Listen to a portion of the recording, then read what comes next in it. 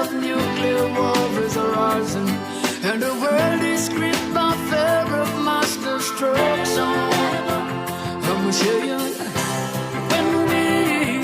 there's ugly will be over, and the children can go and play. I wanna see when we all oppression will be done, and the people will rise up and say, there's a fire burning way up inside tonight. The people crying out.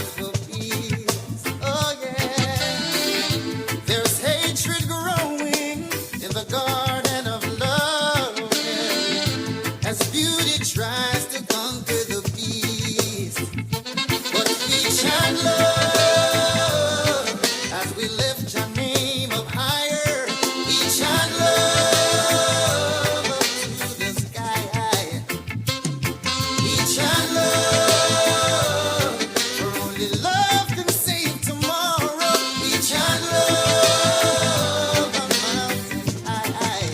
Oh, times are changing like they've never changed before. Yeah. The lion won't rule his kingdom anymore. The hunters are hunted, and the flock are led astray. Judgment will be the price we pay. The time of Gideon is drawing nigh. Oh yeah. The gates of Babylon are burning. The voice of the righteous is calling. Heed his words, don't be dismayed. Spiritual love, as we lift your name up higher. We shall love up to the sky. We shall love, for only love can save tomorrow. We shall love on mountains high. Oh yeah, yeah. There's a fire burning. There's a fire burning. There's a fire burning. Yeah, yeah. There's a fire burning. Burning, burning. There's a fire burning. Burning, burning. There's a fire burning way up in Sinai. People are crying out for peace. Yeah, yeah, yeah. There's hatred growing in the garden of love, love. As beauty tries to conquer the beast, but we shall love as we lift your name up higher. We shall love up to the sky.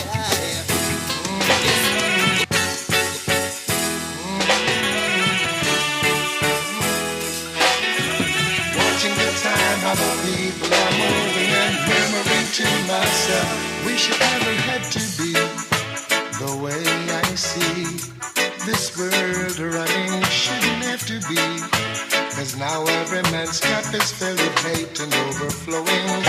Father, I know things are going wrong, yeah. It's wickeder than before. We really check that we could have run things, but it don't look so anymore, no. Come down, Father, come down. Come down, come down. Oh, I beg you, come down, Father, come down, baby. Come down, Father, beg you, come down. In my heart, I know that you won't let your chosen people suffer. I know you'll never let us down. No, no, no, no. Many times I could have picked up a gun.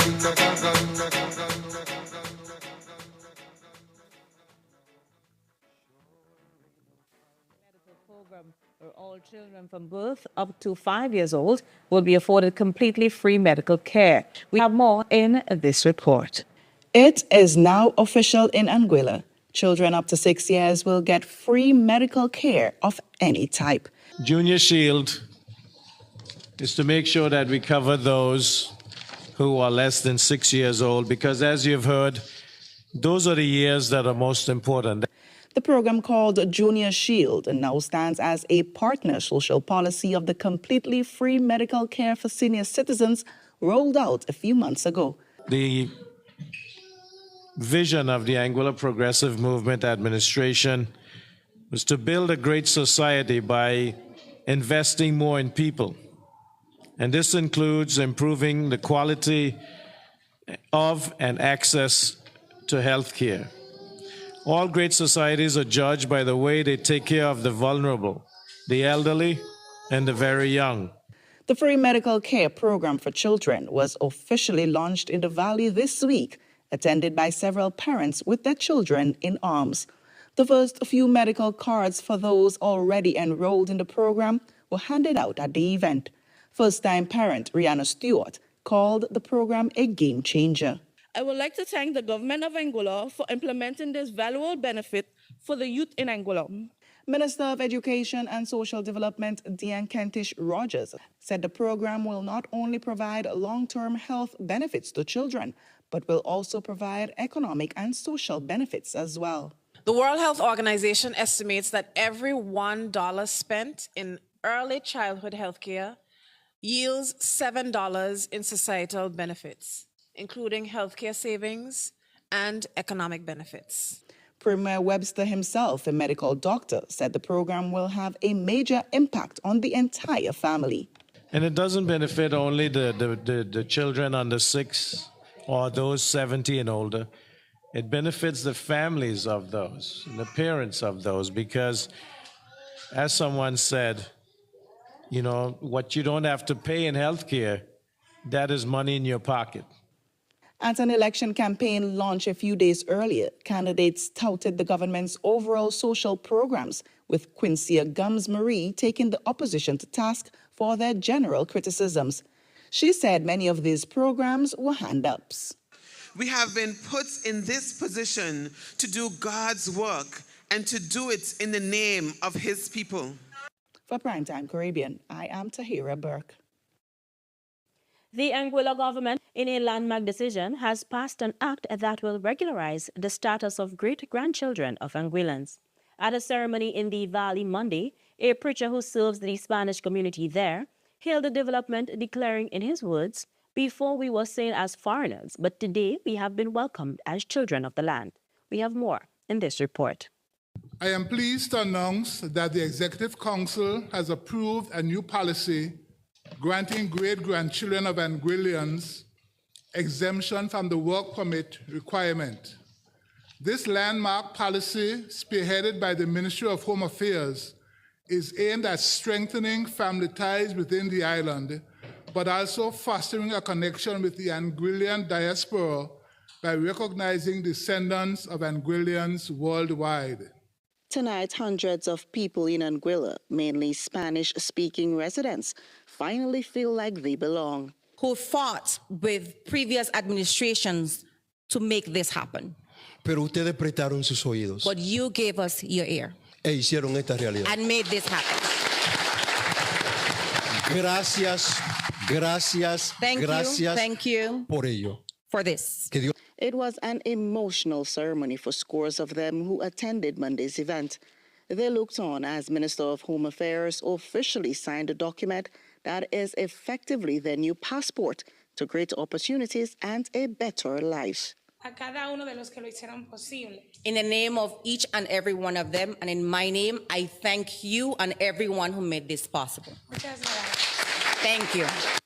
In Anguilla, there are hundreds of descendants of nationals, many of them from the Dominican Republic, which was a popular destination for workers from Anguilla in the 1950s and 60s. That it is a recognition of our historic nomadic perseverance as Anguillians, who bravely venture to other countries to work and provide for their families, some of whom settled abroad.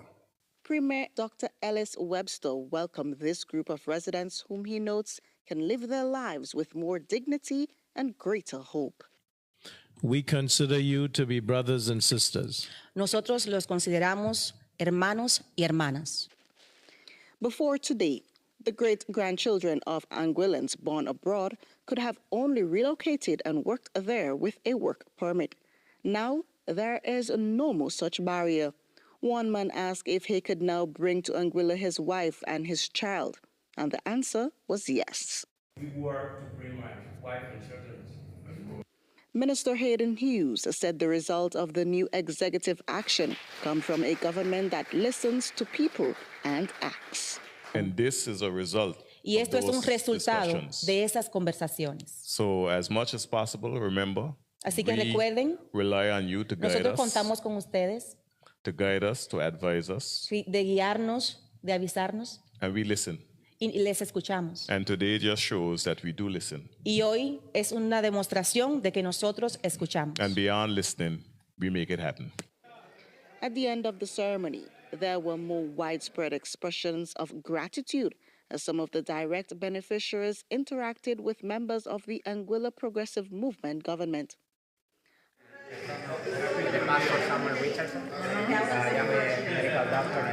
I am Tahira Burke at the news desk for the Carib Update News Service.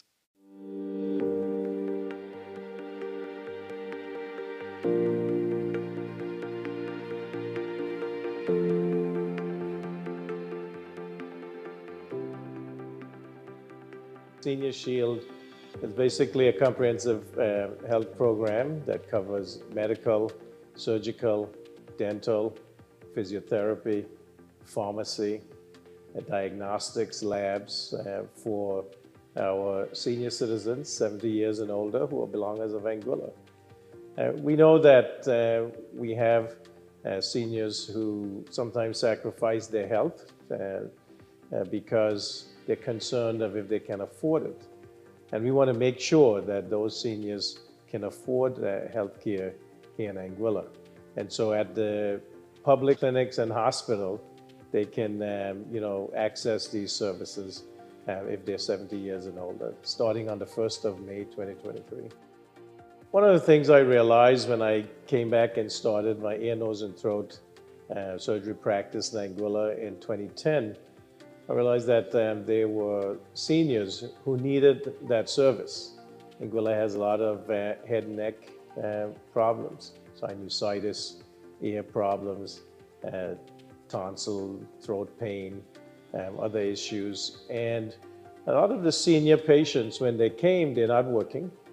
And it was hard to have to charge them, certainly you can't run a practice, free. There are expenses, but it was difficult to charge them the consultation fees when they explained that they couldn't afford the services. And so it dawned on me that in the United States of America, where I spent many years in practice, that it wouldn't be a consideration because persons who were 65 years and older would have Medicare or Medicaid or both, and they were not concerned about whether they could afford health care. And I think that gave them an upper hand on us here in Anguilla, because if you have to be concerned whether you can afford your medication or go to the doctor versus being able to feed yourself, take care of your bills, then I think that caused us to be at a disadvantage for our people here in Anguilla. The Senior Shield program, it is very good. Old people really shouldn't have to pay for health care, and neither should children. So I'm looking forward to seeing it extended to the children. And at the same time, I'm wondering how sustainable this program will be. But right now, for the elderly, it's working fine. I appreciate the help the older people are getting. That's through the senior care program.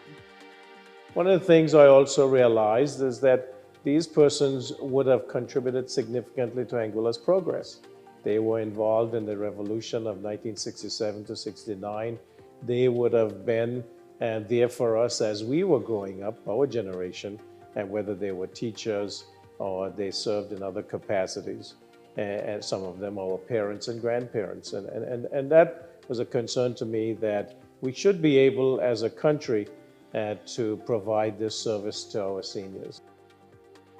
Senior Seal is good for like 70 years, and we two antiques. It's a very good idea. I hope it be around for a very, very long time. I went to the doctor, I had to pay nothing. My physical test is nothing. All I had to do is show my card, BRAM, and that was action.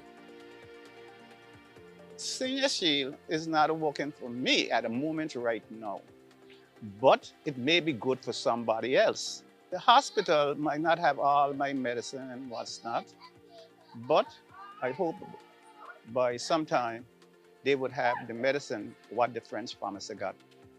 Those 70 years and older would be able to, go to the doctor, go to the hospital, and go to the clinics if they need help, be able to afford their medications, do their labs, and the diagnostics such as x-rays, CT scans, and now that we have an MRI scanner, that they'll be able to access that service. Very important, because I've had persons come up to me and said that their labs are costing them $800, $1,000 to do. Now, if you think about it, that this is covered, and that's $800 to $1,000 that they don't have to spend on their health care, and they can use that for other purposes. I am Brenda from Brenda's Tender Loving Care, nursing home for seniors and juveniles. The Senior Shield program, I find it working is very beneficial. It's working, we've had a few hospitalized, and as far as I know, they haven't gotten a bill, so that is a plus for the families. I've been able to get medical supplies from the hospital, no charge to the families or to the home. So yes, it is working. What I see is that as persons can access the healthcare system much easier, then that should improve their healthcare. They can afford the medications, and they can afford the diagnostic services. And also now, I think it helps their family members and their children or grandchildren who were actually paying for these services for them before. Now they'll be able to keep that money in their pockets. And I think what I envision is a healthier elderly population, and then that will transfer down to our younger persons, because I think that we'll be able to get access to healthcare faster and also earlier, because we know the longer we wait to access the healthcare system, there's more risk of morbidity and mortality. Well, hello. My name is Orlin Reed. What is the definition of SHIELD? My definition is it's a protection. Therefore, I look at the Senior Seal that has been established here by this government as something that protects our people. But you know what is so curious? It protects the elderly, but it protects me also. I've been paying for medications for my mom, x-rays, all those things, and the money just keeps piling up.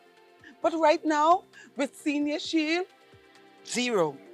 That money I can take and do something else. So Senior Shield, I am 58. I soon will be 70, and I will benefit from Senior Shield. You can too. Senior Shield, I mean, the term itself talks about protection and prevention, and I would admonish those who are eligible, 70 years and older, or those who are 69 and getting to 70, get prepared for this. Go out and register. And registration for those 70 years and older. And if you can't get there yourself, have someone, a family member, a community worker, go out and register so that you can have access to the service, so that if you have to go to the clinic, you're already registered. It makes it easier. If you go to the hospital, whether it's emergency or it's to access the diagnostics, labs, x-rays, then you're already registered. It makes it much easier to get taken care of and get into the system. Now, I must say that we have to be grateful that this is provided because this is being paid for by the people of Anguilla. These services, we contribute in terms of taxes and fees, and this is a program that is being paid for directly, out of taxes that are paid into the consolidated fund. So, access this service which is being provided for you by the government and people of Anguilla.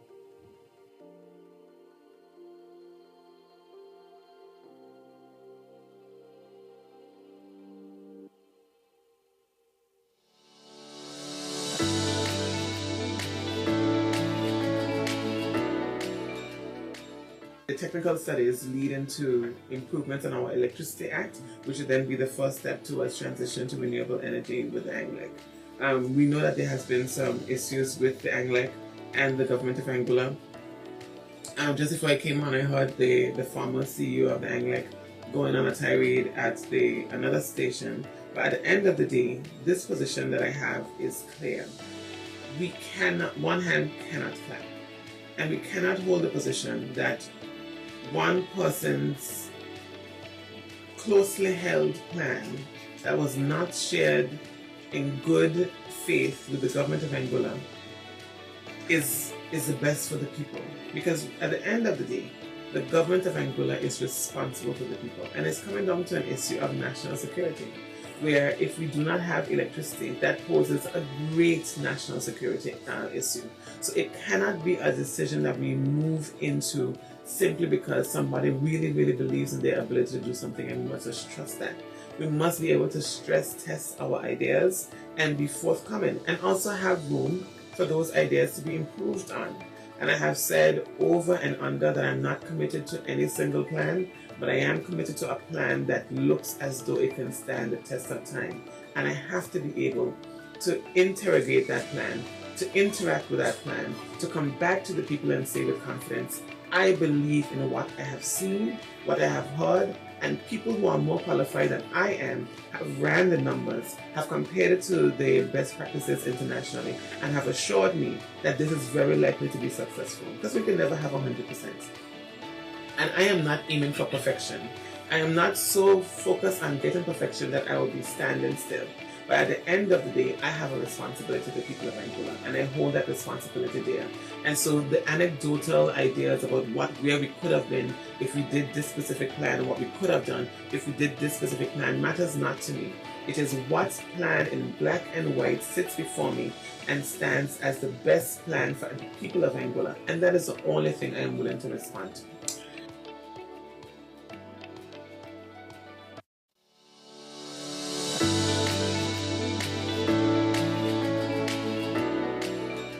When you look at the strip in the valley, a common issue that my constituents raise with me, the proposal in the next term of the Anguilla Progressive Movement is to reform our valley strip.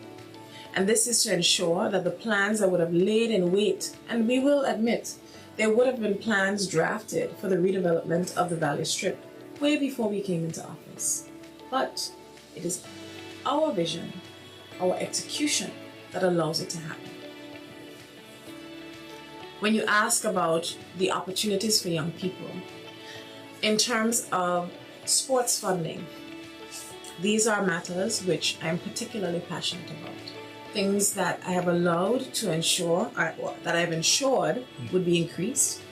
The 100% increase in sports funding, the oncoming sports facilities, which we have gotten into the, I'll give you an update on that, Keith, because you do ask me about that quite frequently. Yes, I do. And our proposal to redevelop a multi-purpose sporting facility to allow the students, the young people, to train in a facility that gives them the opportunity to develop and advance.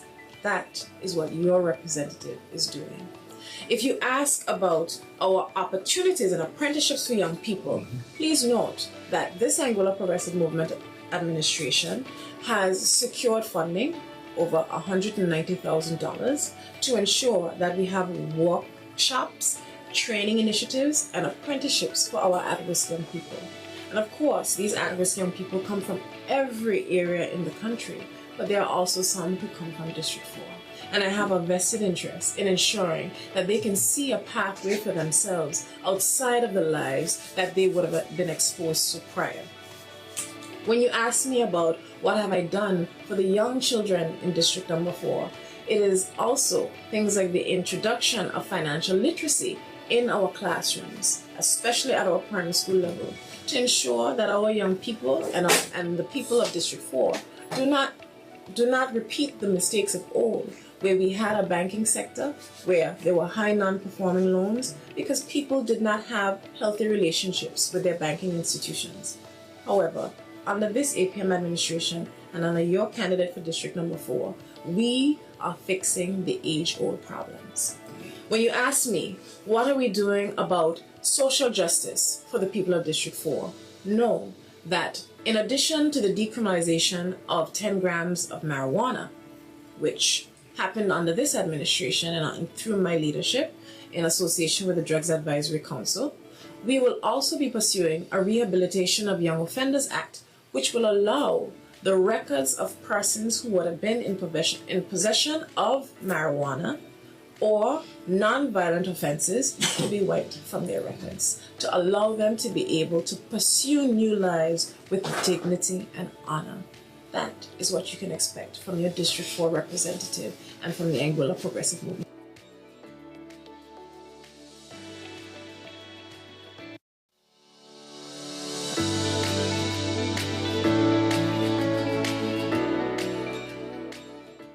Your vision for Anguilla and its people beyond 2025. One of the things I did not touch on that comes under my ministry is the .ai.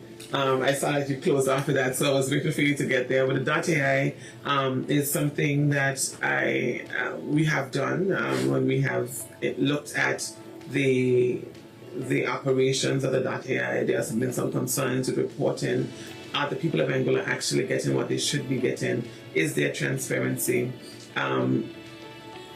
Can we, with honest say, can we honestly say that this is the way government contraction work, and a lot of the things did not meet the bar? And this is a cross-administration position, because in the 2018 MTF of the Anglo United Front, they also shared that same sentiment. This new position they have is simply pandering to the people of Anguilla.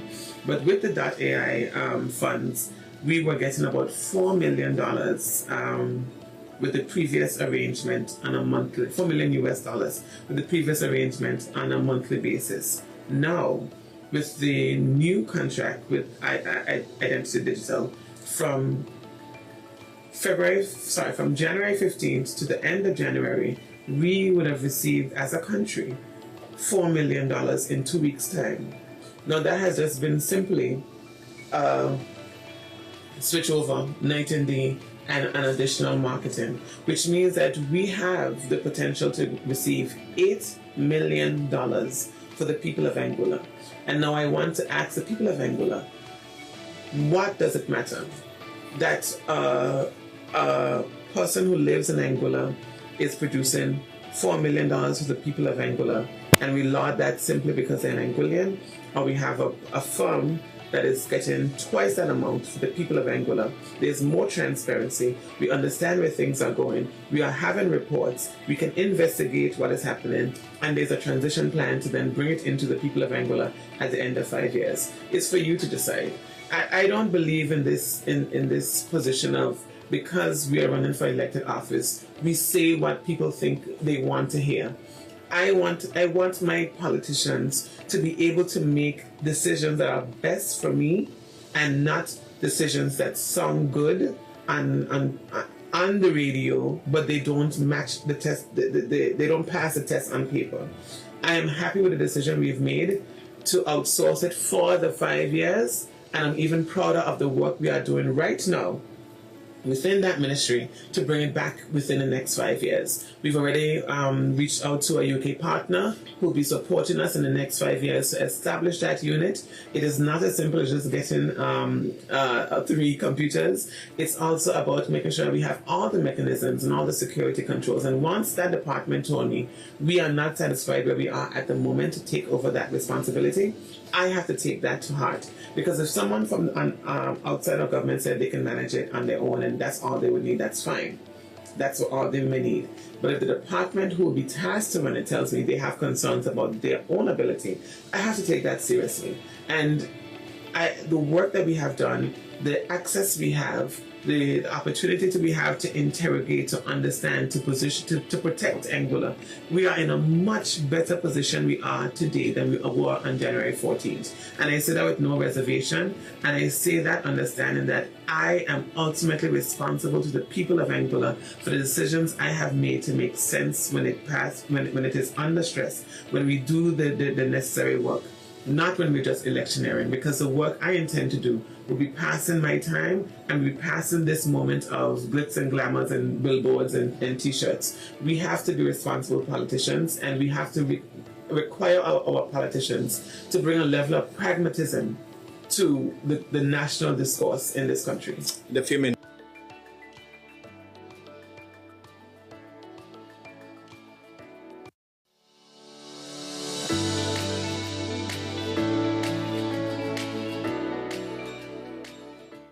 People's money going back to the people. The people's money belongs to the people and is being used effectively for the people. The people's money the GST money is being used for Senior Shield. Your GST money is being used for Junior Shield. Your GST money is being used for grants from the Department of Youth and Culture to young businesses. Your GST money is being used for cultural assistance from the Department of Youth and Culture, because the Department of Youth and Culture is funded by GST money. Your boat racing activities are being funded by GST money. Your education activities are being funded by GST. Your teachers' salaries are being funded by GST. Your ALEX, your program ALEX, which is a mathematics specialist program for our young children to ensure that we don't become the regional statistics of having low mathematics scores, is being funded by GST. Your programming for cultural events in the Lantambo Cultural Center is being funded by GST. Your airport is being funded by GST. Your Blowing Point Ferry Terminal, the ancillary elements are being funded by GST. Your healthcare reform, your 2 pediatric specialists are being funded by GST. Your orthopedic specialists coming on island to ensure persons aren't shipped overseas for simple broken bones is being funded by GST. Your 2 general practitioners in a hospital are being funded by GST. Your agriculture and food security programs are being funded by GST. Your abattoir is being funded by GST. Your subsidized chicks by the government of Anguilla for $2.45 are being funded by GST. Your water tanks for your farmers are being funded by GST. Your shade houses are being funded by GST. The expansion of our agricultural programs are being funded by GST. Your fads, your customs reductions and concessions on your fads and your fishing equipment and your bait are being funded by GST. Your sports programming, your scholarships for young athletes are being funded by GST. Your academy for the 25, the monetary allotment for elite athletes is being funded by GST.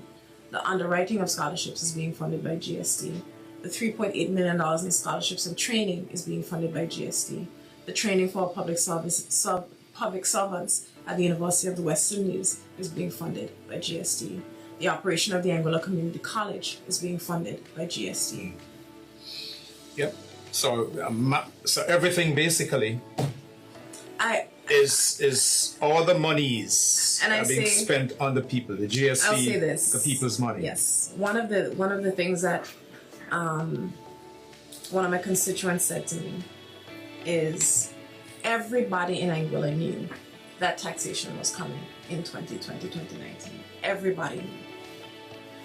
What people's primary issue has been with taxation over the years is that they have not seen anything for their money. So you take the people's taxes, but they don't see anything. They don't see anything for the money.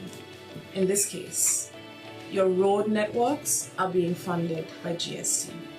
You're talking about the fact that persons are calling me and are saying to me, oh, we need our road done. We need this. Road networks should not be a campaign tool. I'll say this again. Road networks should not be a campaign tool because they're a responsibility of the government of Angola. But because the government of Angola has never been in a fiscally responsible position, it has never been able to expend the money to ensure that road networks aren't a campaign tool. So you can pick and choose, because what happens effectively is that people say, well, just because I did this, you should vote for me. Our administration, this Angola Progressive Movement administrations, our plan is to eradicate all dirt roads from our country, all of them. That is our pledge. And every time we set out to do so, we do so knowing the impact that it has on people. Because constituents of mine call me and say, you know, this road's so bad it took off my bumper. I now have to go and find money to go and replace my bumper. Or I have to now go and find money to go and replace my shocks. That is money out of people's pocket. So when they ask you, what are you spending money on? These are the things we spend money on to make it easier for the people of Angola, so they don't have to continue to replace their shocks. They don't have to deal with injured car. I was going to say injured cars, but I meant to say damaged cars. Yes. But these are all things that we think are necessary to be able to have a modern Anguilla, an Anguilla that even our young people can be proud of, and to ensure that the standard of life is not dependent on who you like.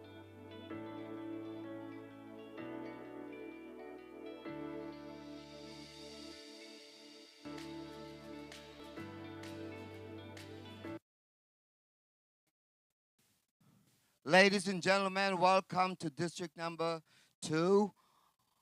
We are going to get started right about now. We're going to ask God's blessings upon the proceedings here this evening. So we want you to take a little moment and let's give God some thanks for this lovely day.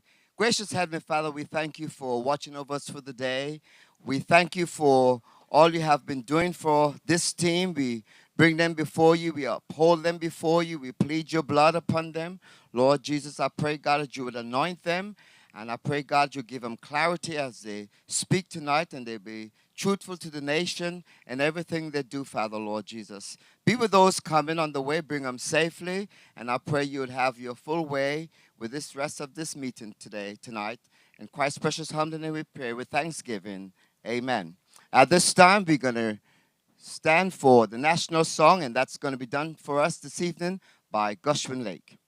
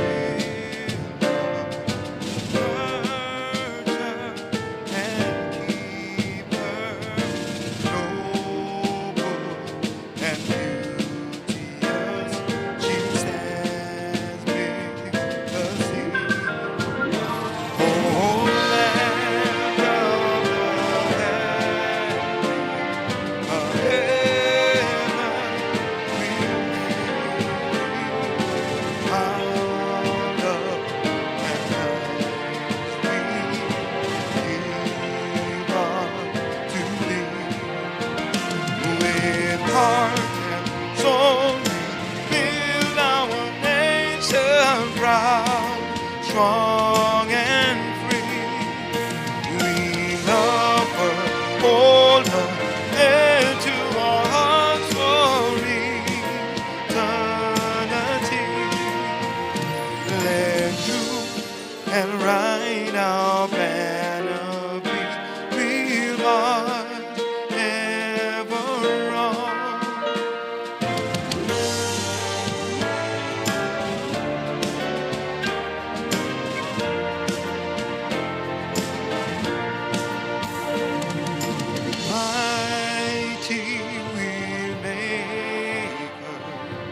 long may she prosper. God grant our leader wisdom and grace.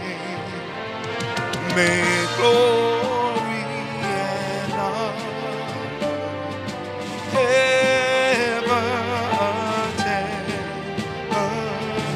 Love shall she stand throughout every age.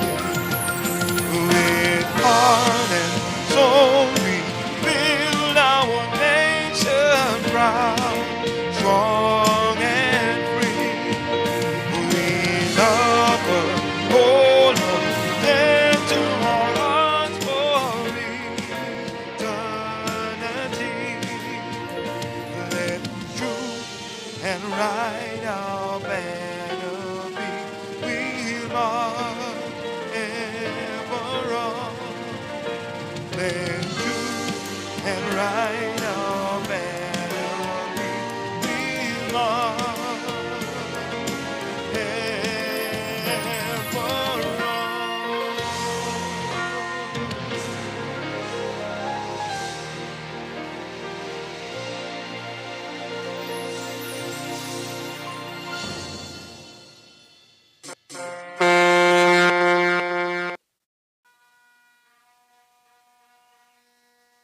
Come on, District 2, you can do better than that. Make some noise.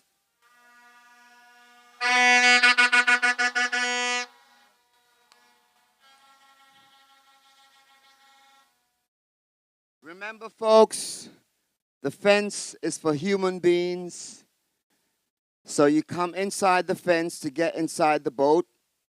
The fence is to keep the vehicles out, and the vehicles have been doing a pretty good job of staying outside the fence. So you need to come inside the fence tonight, because we're going to make some noise.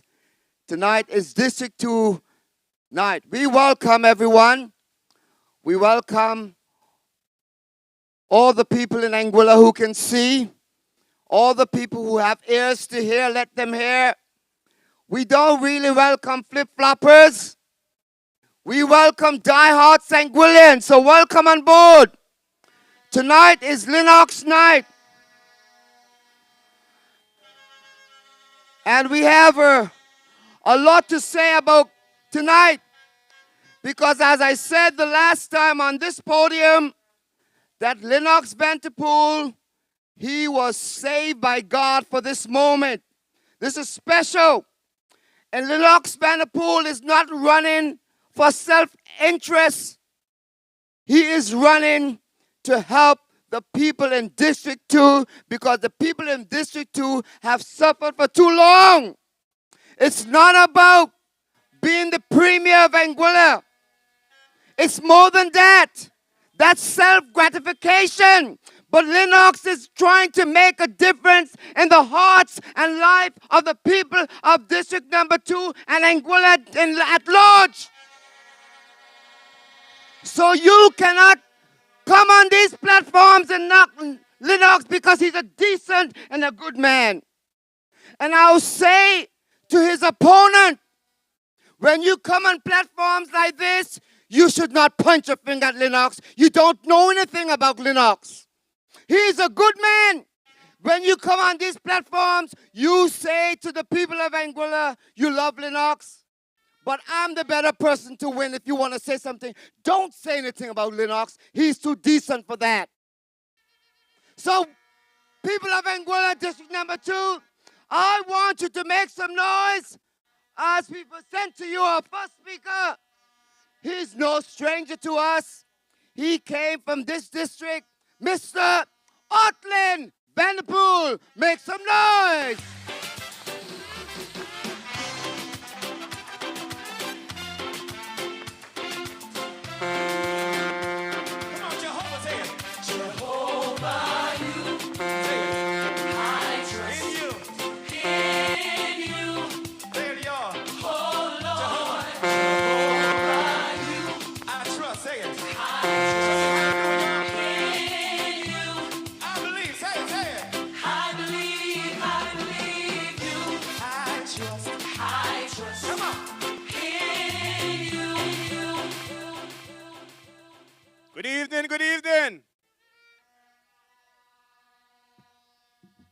can't see anyone out here. Good evening. All right, all right. It's good to be back here in East End. These lights are bad on me, man. It's nice to see all of you out there. I hope you're having fun.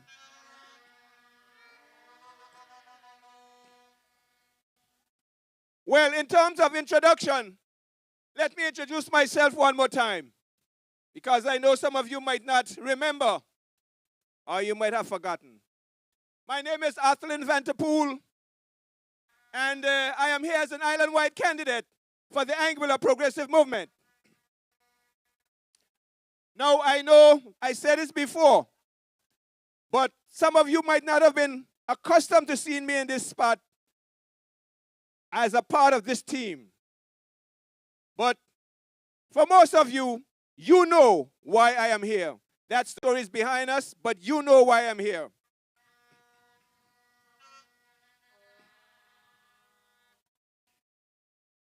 Tonight, ladies and gentlemen, I am here to remind you that elections are just a few days away. And we all have a decision to make. But I want to say to you, be careful with your decision, because elections have consequences.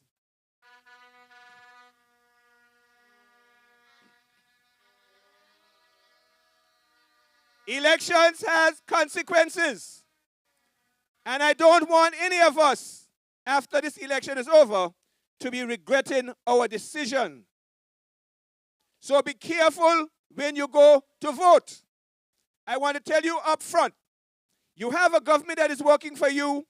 Keep that government in place so that it will continue to work on your behalf.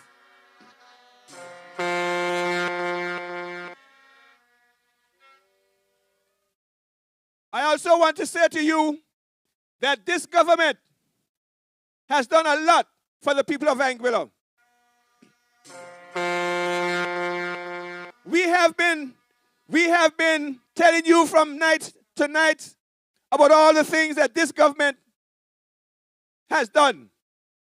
And I hope that you haven't forgotten. You haven't forgotten. And you need to go and make your decision based on the information that you have. And I know you have good information, because you will recognize that this government within that short time has over 100 achievements under its belt. And that is a record for the 4.5 years.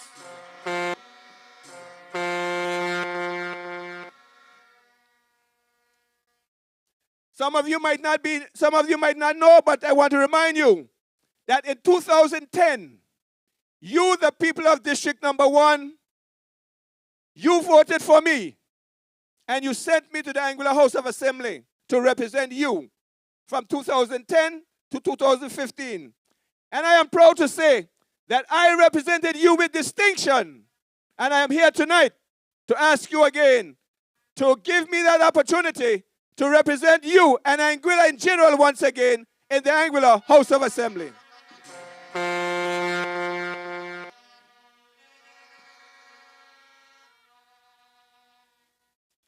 This time, I am asking you so that I will be part of a very progressive team, the Anguilla Progressive Movement.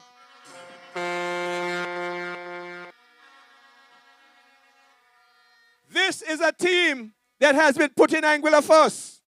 And I am asking you to continue with this team, because they will continue to put you, the people of Anguilla, first.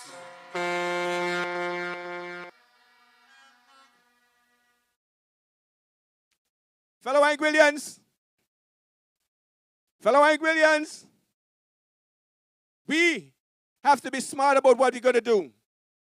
Here in District Number 2, we will be supporting a young man by the name of Lennox Vanterpool.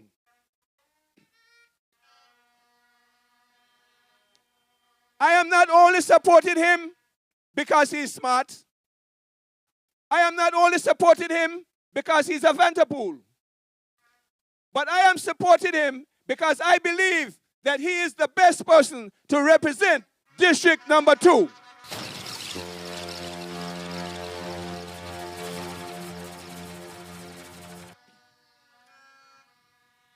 Fellow Anguillians, he is ready and he's capable. He has been working on behalf of the people of Anguilla for many years. And that was years before he even had politics in mind. So that is someone that is ready, willing, and he's able to represent you.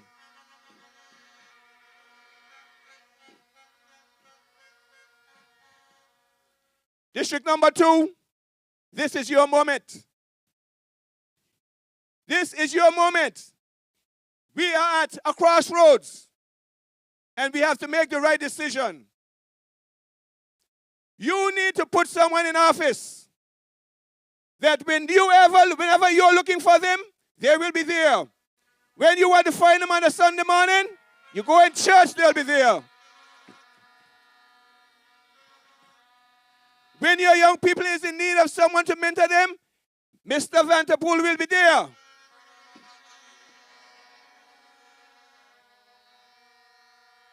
And he is backed by a very able team led by the Honorable Ellis Lorenza Webster.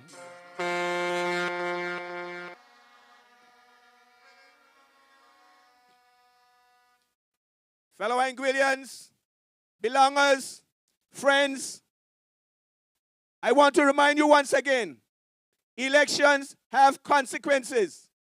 So when you go to the polls, I want you to remember that your ballot will be in 2 parts.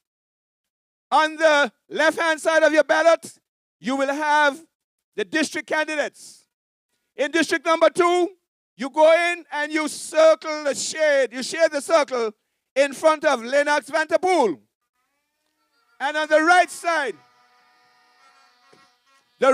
of the ballot, I am asking you, look for the 4 island-wide candidates.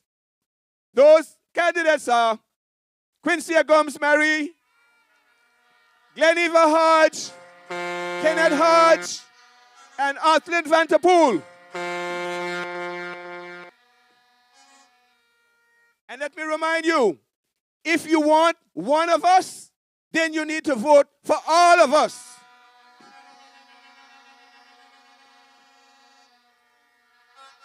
No one can do this alone. It takes all of us.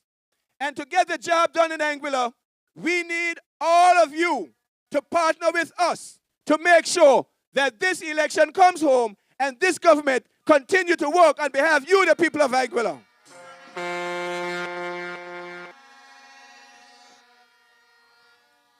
So once again, let me remind you, in district number 1, you will vote for Ellis Lorenza Webster, the vote.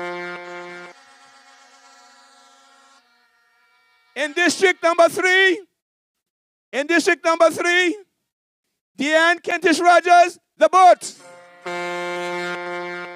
In district number 4, Courtney Mortis, the what? The vote. In district number 5, Merrick Richardson, the vote. In district number 6, we plan to share a lot of licks. Hayden Hughes, the vote. In district number 7, we have Jamie Hodge, a very young and capable young man. Very young and capable. I'm asking you to vote for Jamie Hodge.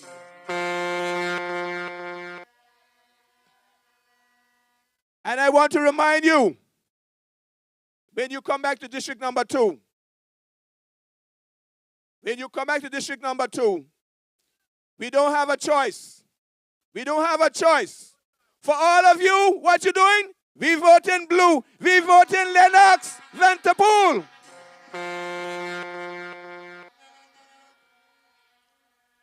As I said before, we cannot do it alone.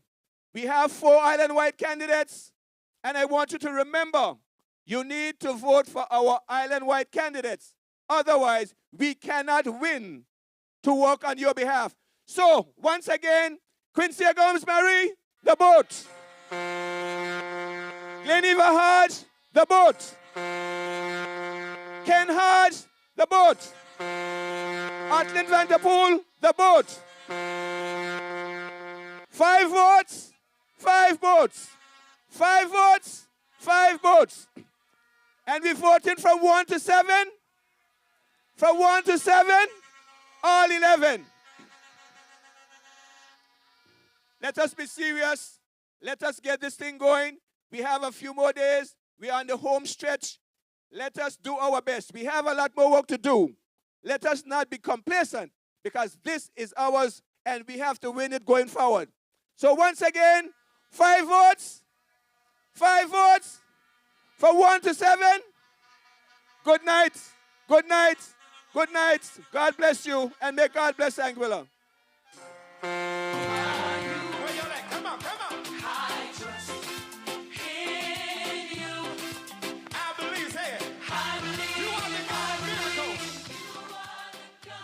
And before I leave, it's always good for us to correct our mistakes.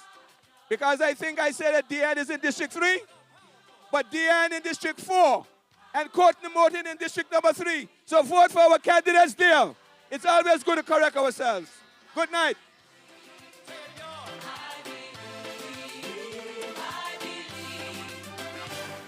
Come on, let your feet get heavy. Let's go. Let's go. Come on. Somebody make some noise in here. District 2. Let's be serious, District 2. This is our time for change. For too long, District 2 has suffered. We had a chief minister for 10 years, nothing. We had a representative who's Lennox's opponent for 5 years. Now she's in opposition for 5 years. 0. This is serious. The same legacy that Osborne had, it continues up to this day. We have to break that chain. I plead the blood of Jesus that we break this chain. There's a little cleat in District 2. But let me tell you something, District 2, you're better than that.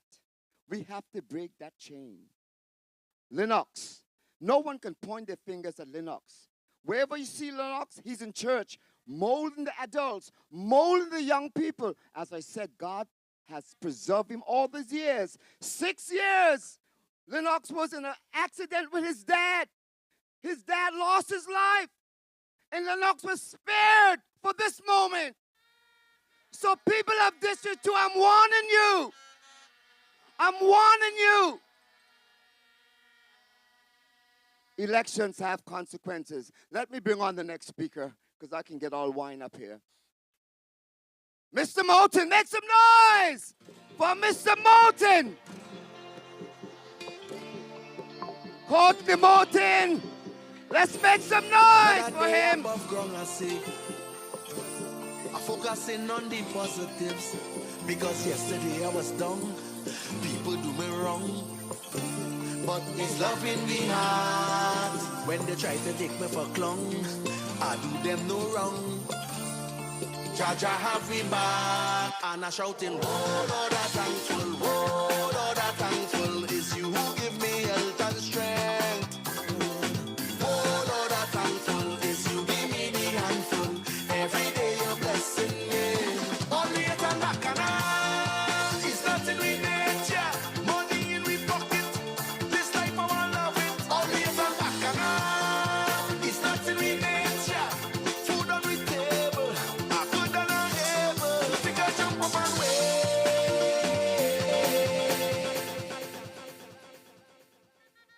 District 2, good night. I bring you greetings from the Valinor District. We are just a few days away from making history again.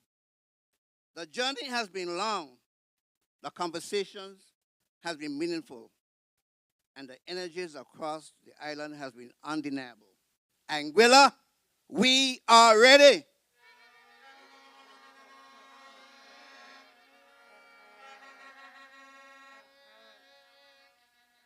Over the few past months, we have listened to you, we have stood with you, We have work for you because elections is just not about politics. It's about progress. It's about you. Some of the ways this government has shown its commitment to you is through the Senior Shield Program, the Junior Shield Program, the School Lunch Program, the electrical credits, and the senior food vouchers. Real, tangible results for our people.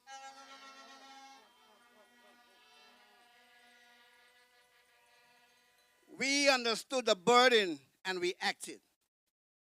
We provide relief so you could breathe a little easier and households could have more stability. This election is one where you must examine the records and then make the right choice. But in case you need some help, let me remind you.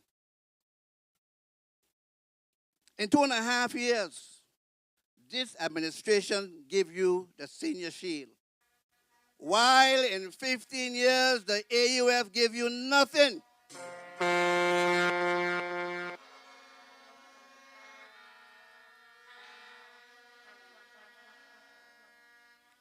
In 2.5 years, this administration gave you the Junior Shield program. And in 15 years, the AUF gives you nothing.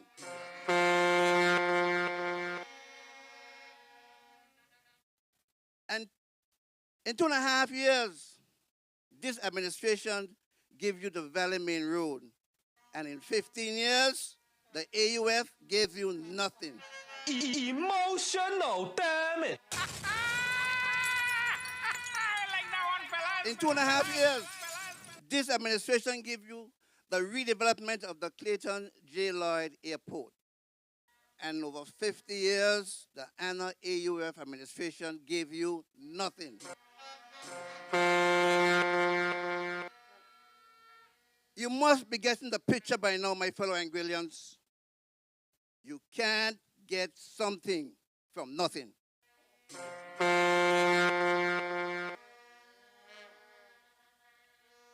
But the reward for hard work is more work. And come the 25th and the 26th, we are prepared. From east to west, from north to south, we must keep the AUF out.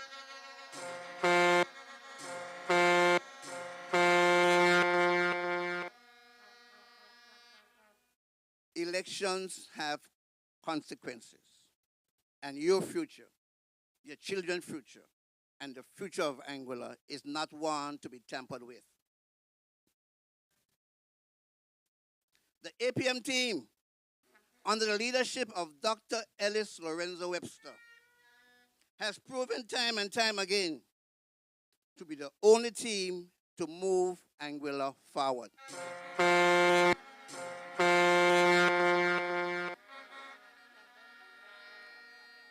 And across this island, the residents are saying, this government deserves a second chance.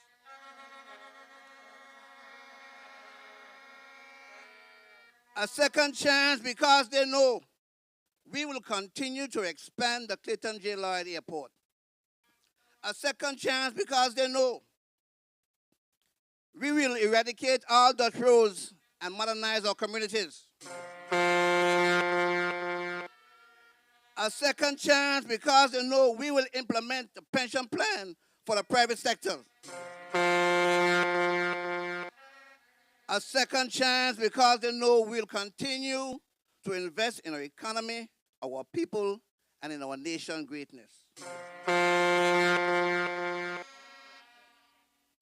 Elections is not about politics. It's about the future. And you must choose progress over stagnation.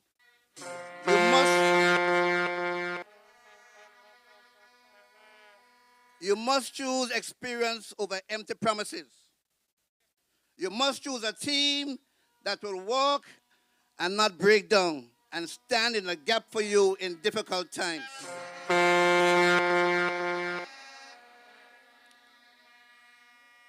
Anguilla, the choice is as clear as daylight. 5 votes. 5 votes. 1 to 7. District 2.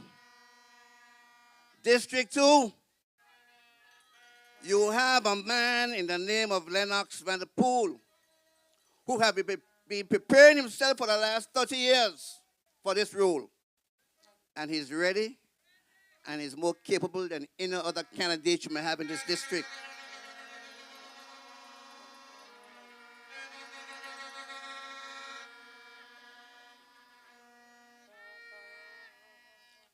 But District 2, just like District 3, is in need of caring and compassionate leadership. But don't you dare worry. Don't you dare worry. Change is coming to District 2, and change is coming to District 3.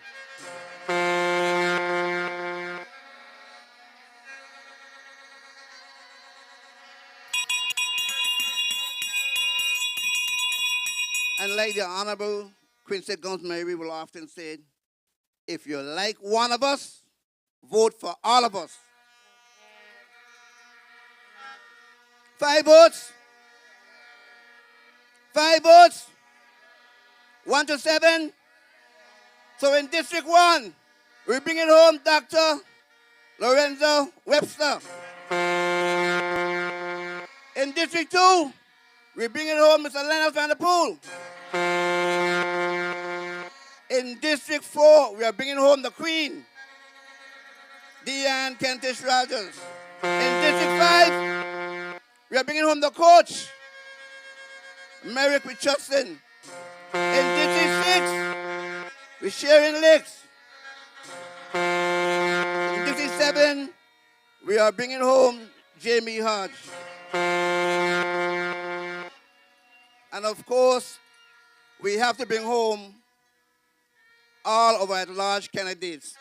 Gleneva Hodge, Quincy Guns-Mary, Kenneth Hodge, and Atlin Van der Poel. And believe me, as sure as the sun will rise, it's time to free District 3. Go in your numbers, go early, and vote the boat and vote Courtney Morton in District 3. Thank you and good night. Another sunrise, but you want up in the air. All the stress on your mind, put them problems aside and give thanks, yeah, for another day. Don't forget to praise and give thanks, yeah, for another day. Don't forget to pray. District number 2. This is a serious night, and I'm going to say all what I have to say tonight. Because they said on platforms such as these that Lennox did nothing in District number 2. But let me remind you, because sometimes we forget. Lennox has always been there when your child was christened. He was there. When you got married, he was there.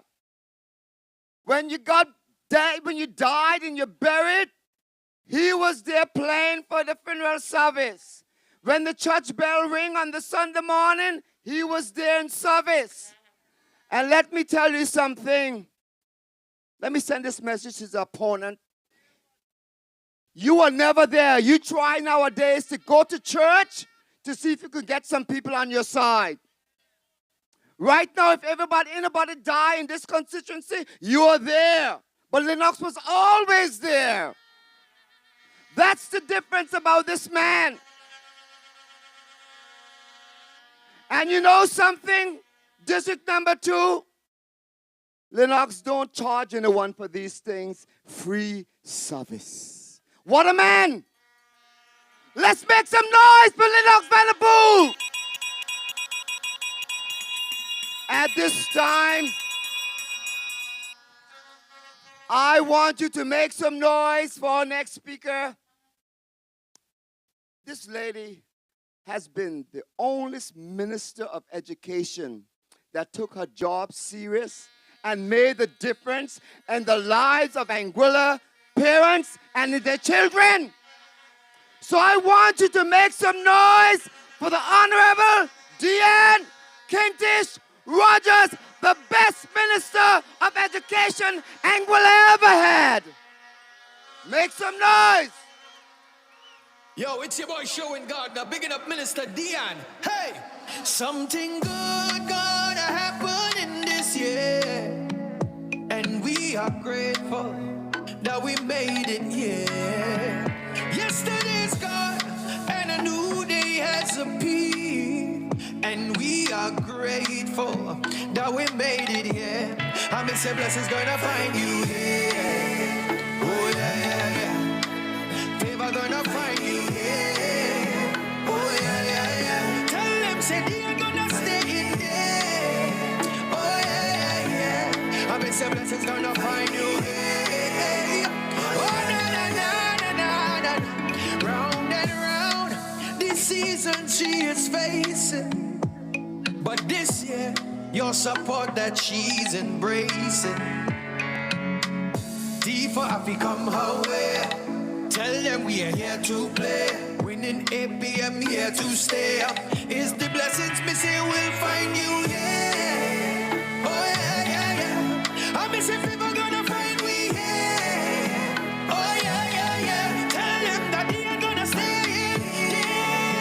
Oh, yeah. I miss your blessings gonna find me here. Oh, na na na na na na.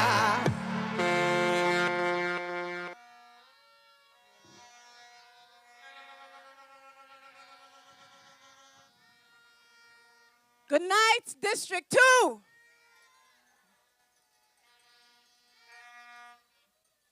District 2, the time you have been waiting for is here. Change is coming to District number 2.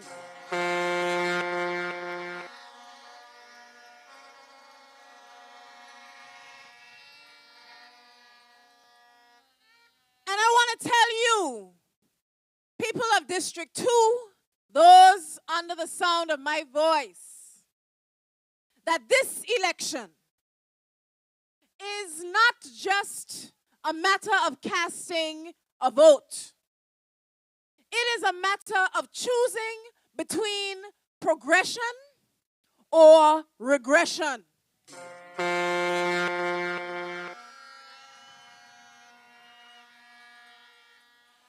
It is a choice between a future where we all rise together or where we fall back into the cycle of unfulfilled promises.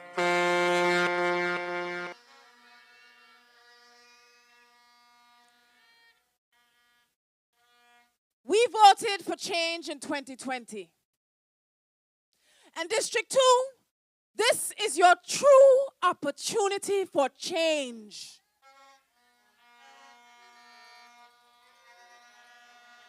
This is your true opportunity for representation.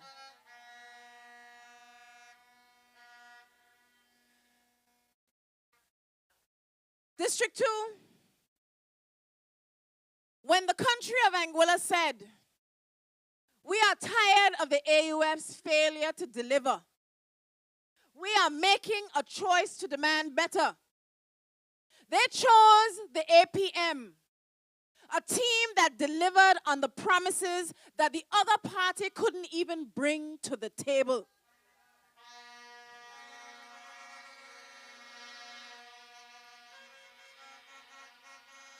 In fact, they are now running on our record. They are now saying they are going to invest in agriculture. But my question is very simple. With what money?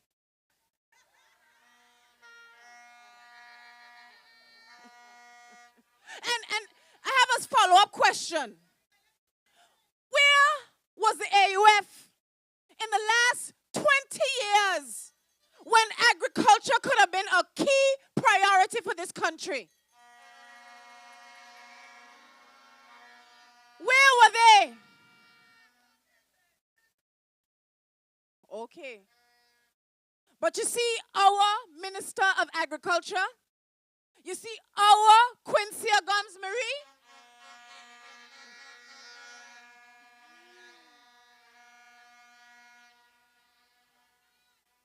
she has more, what they say, cojones, than all the men who have served in that position over the last 3 decades. Emotional, damn it.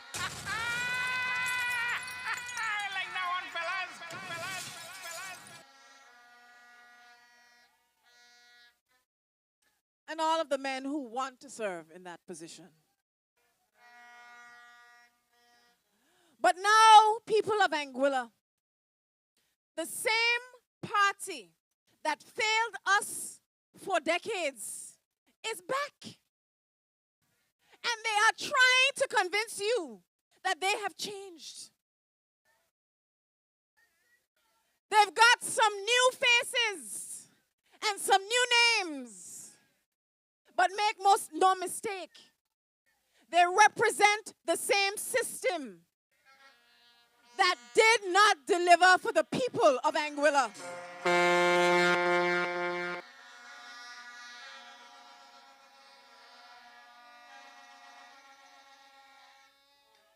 You know, I'm told that they live on the airport these past few days. But guess what? Bring them in, because they ain't voting for you.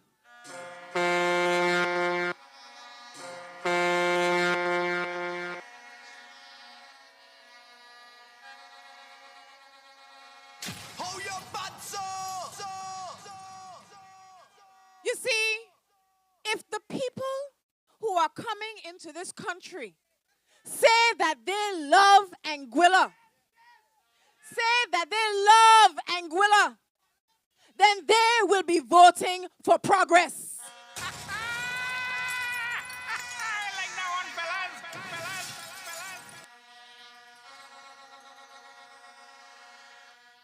And I am here to tell you tonight that we cannot afford to go back to front. You know when you put on a t-shirt back to front and it start to choke you?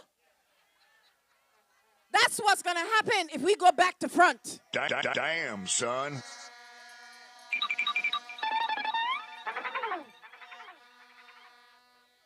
People of District 2, you have a man who is ready to deliver.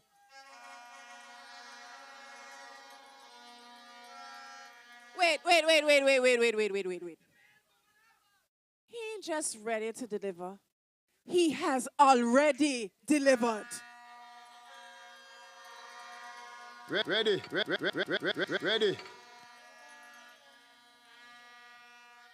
A man who has done more work in education than the former Minister of Education has in her entire term in office.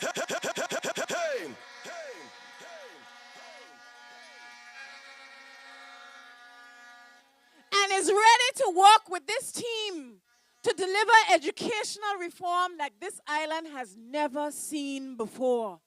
And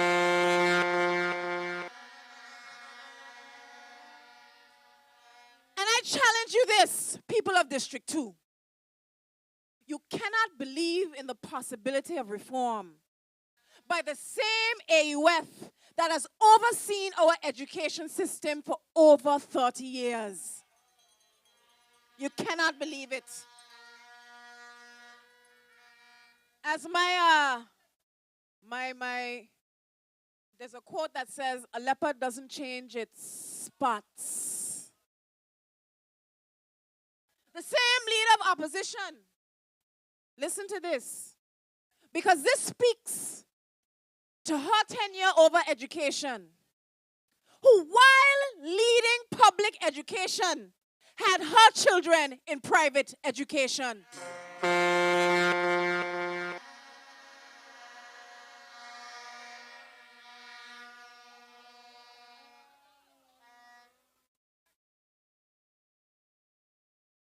Think about it. We here, this APM team, we live in the trenches with you. We work in the trenches with you. We build hope in the trenches with you. Unlike our leader of opposition who wants to be premier, but spends her time leading with fear.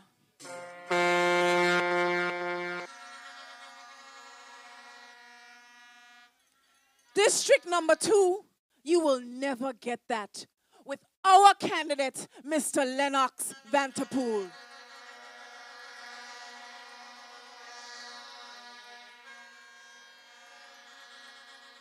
We made the choice for change.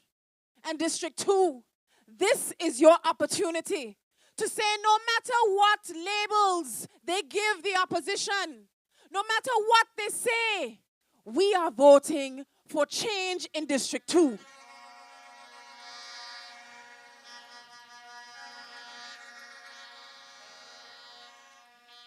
And with all the things they say they are going to do, the simple question to the people of Anguilla: why didn't they do it when they were in charge? It's a very simple question. So this election, I am asking the people of Anguilla to stand with us, to stand with an administration that has proven it can deliver. So when you go to the polls on the 25th and 26th of February, in just 3 and 4 days, remember, your vote is your voice. And your voice has to say, it is time to vote for progress.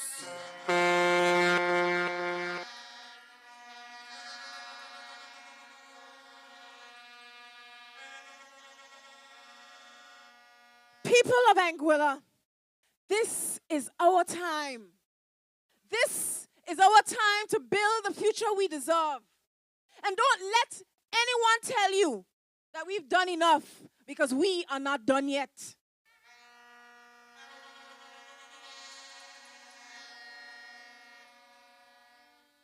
And if you want to see real change, people of Anguilla, you know that you don't just want to vote for us as individual candidates.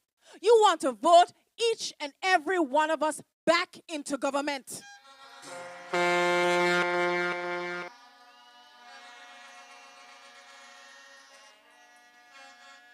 the only way to vote to get us back in government and not in opposition is to ensure that every 5 vote goes to every 5 vote.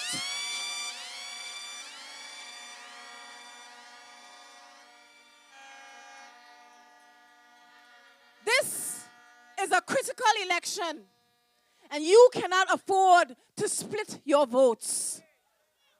You cannot afford to vote for who you like. No, no, no. You cannot afford to vote because they're family.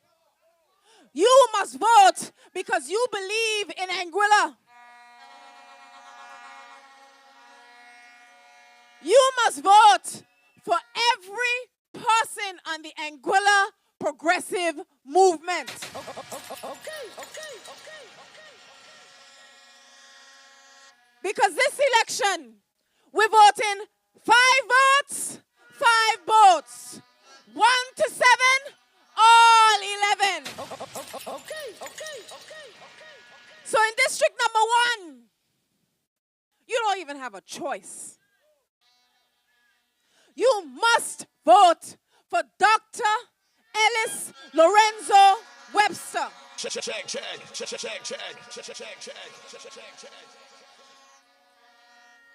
In district number 3, come on, break yourself free. You have to vote for Courtney Morton. Check.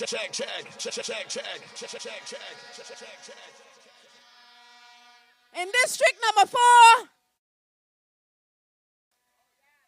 it's D for D4.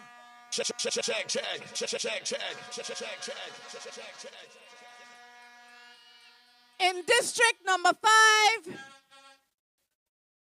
Lord, you gotta thrive. With our candidate, Merrick Richardson.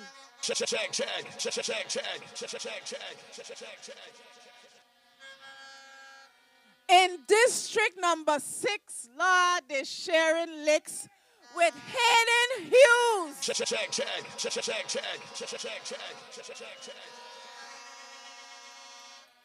And if you want to see the most competent, the most distinguished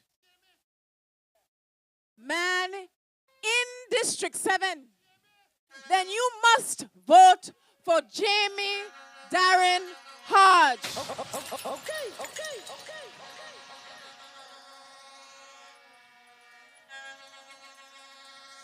And as we circle back here to district number 2, you will be voting blue because there is no one who can represent you better than Mr. Lennox Vanterpool.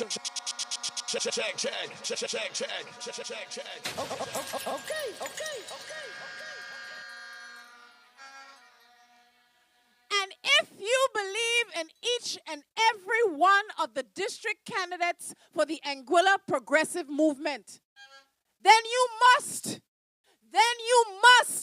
vote for Quincia Gums Marie, for Kenneth Hodge, for Gleneva Hodge, and for Atlin Vanterpool. Then you must say yes to progress. Because 1 to 7, all 11. Thank you and good night, District 2. Yo, it's your boy Showing God, now bigging up Minister Dion. Hey, something good gonna happen in this year, and we are grateful that we made it here. Yesterday's gone, and a new day has appeared, and we are grateful that we made it here. I'm say blessings gonna find you here. Oh yeah. Yeah, District 2. You know, D for 4, Deanne said, a leopard doesn't really change his spots. But you ever happen to walk in the bushes and you see this white little long shredding of the snake skin? It's a snake, isn't it? So even though they shred the skin, when they come out of that, they're still a snake. I want to welcome all the overseas Anguillians who come home to vote. We welcome you with open arms. We hope, District 2, when you got to Anguilla, whether you came on American Airlines, which a plus you didn't have when you left here 15, 20 years ago, even 5 years ago, you didn't have American Airlines coming here. So that's a plus. Make some noise.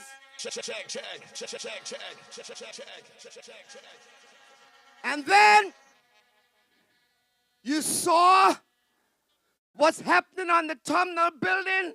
That's progress. And if you come into Bloom Point, you see the new ferry terminal. That's progress. That's what you call development.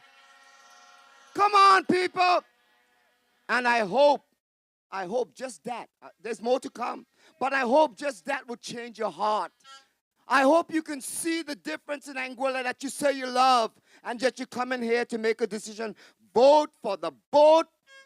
All 11. 1 to 7. All 11. 5 votes. 5 votes. Now, I want you to make some noise as I present to you our next speaker. This man has been working from day one. I don't know if he got big muscles, but he's very tall. But he knows what he wants for his people because he loves Anguilla. He loves his people.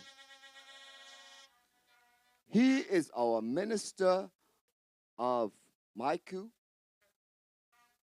He's also a minister of tourism. He has done so much for tourism. He has been paving all the roads in Anguilla, no more Dutch roads. Look at the Valley Main Road. You could tell the difference in the valley when you come to Anguilla. It's not the same. So ladies and gentlemen, I want you to make some noise for the Honorable Hayden Hughes. Make some noise. This is to in Anguilla.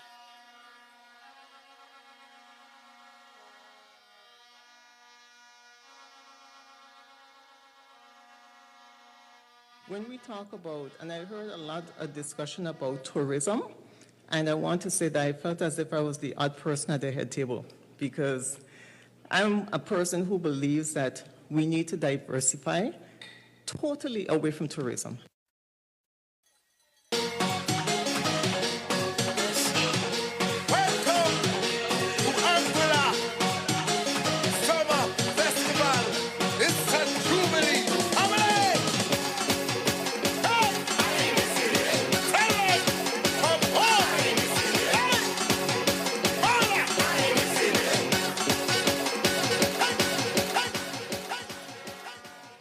Good evening.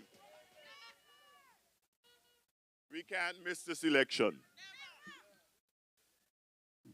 I counted the planes that came in today. And so we here, we can't miss this election. So if you are in Anguilla and you are registered to vote, vote the boat. Because we're missing it. It is truly good to be back here tonight. The fact that we are here again signifies the importance we place on the election of the son of the late, great Maurice Vanterpool.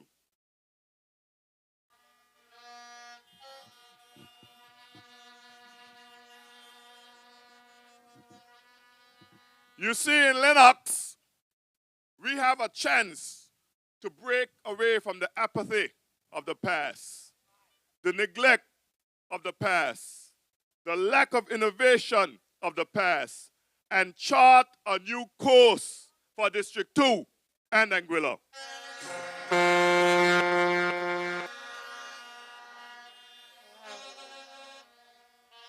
I want the people of District 2 to understand when the leader of the Anguilla United Front, Michelle Rogers Webster, said that she would prefer to impose an income tax. Believe her. When the de facto leader of the Anguilla United Front, Mr. Cardigan Connor, wanted to tax your service charge, believe him.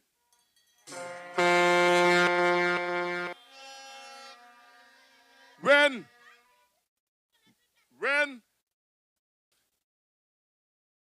you know, I just want to interject this. When Cardigan Connor was the elected member for District 7 in the government of the Anguilla United Front, whenever the season started, he would be down at the hotels and villas giving massages on your taxpayers. Giving massages. So, if you want to go back to the front, when the appointed leader of the Anguilla United Front, Ms. Cora Richardson Hodge, said that she would kill tourism, stop tourism, or in her words, diversify totally away from tourism. Believe her.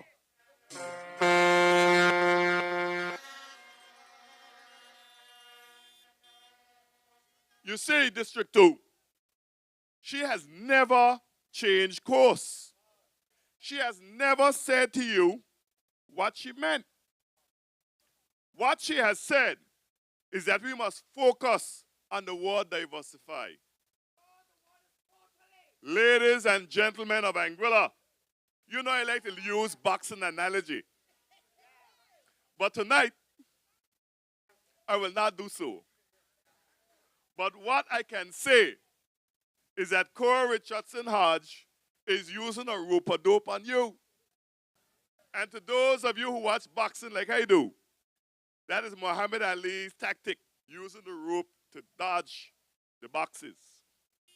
Tomorrow she'll put out a press release asking me to give an apology for talking about boxing on the platform.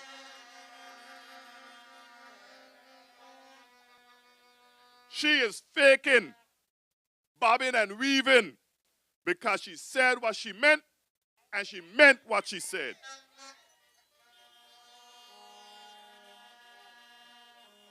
Cora Richardson Hodge and her team truly wants to eradicate tourism from Anguilla and use farming and fishing as the new pillars of Anguilla's economy. Listen to them carefully. Listen to them carefully. They're going to say if they're elected, well, we said it. I didn't believe us. They speak of .ai and farming and fishing. This will be their new economy. But tourism? Nah. They don't need it, they say. They don't want it. They don't think that Anguilla needs it. But we will not let that happen. Because in a few days, you will go out and send Cora Richardson Hodge back to her law firm.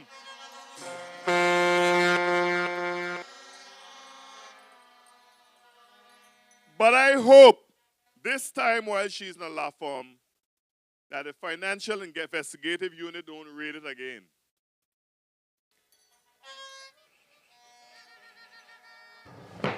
Emotional damage. Where's the therapy button? Not forget 2009, ladies and gentlemen. But I want to say something. They will say to you that what I say tonight is not so. And why they will say that? Perhaps this is because they have had numerous manifestos, promises that have never implemented any of it. So you just don't know what you're getting when you deal with Anguilla United Front. You don't know what you're getting. What you know what you will get is a legacy of broken promises and lies.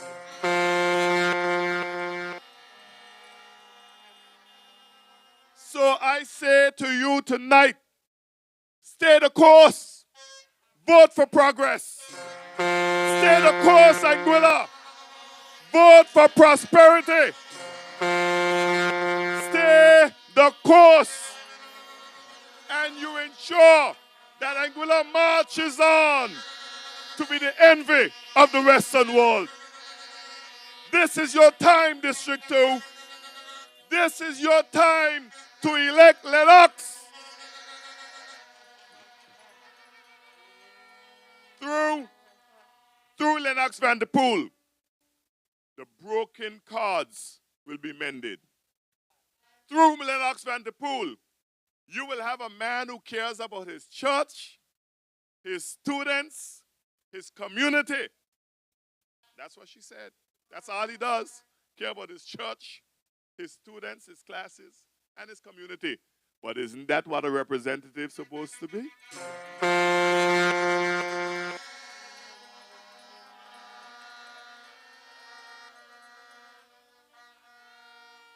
Or perhaps she would want the people of District 5 to elect an atheist. A man who ran quickly to his smartphone to Google the Lord's Prayer because he had never heard about it before. A man who has never heard of the Apostles' Creed. A man who for the first time stepped in church was to the funeral of Old Lady. And he felt so out of place. He sat in the chair and I saw the smoke of hell emitting. But don't worry, District 5. We will not let that atheist represent you because in District 5, we have the Prince of Peace.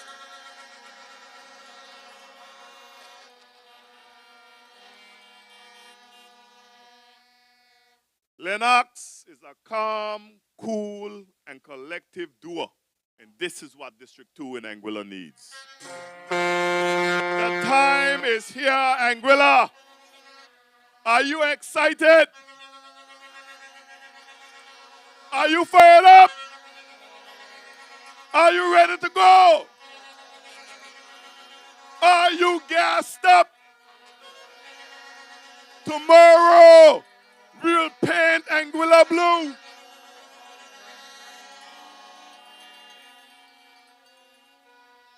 Tranquility wrapped in what? Tranquility wrapped in what?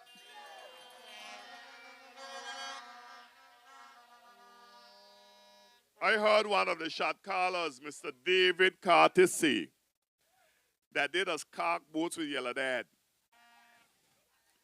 But tomorrow, Yellow Dad will soon be Brown Dad. Because when we kill the Yellow Dad, it will rot and turn brown.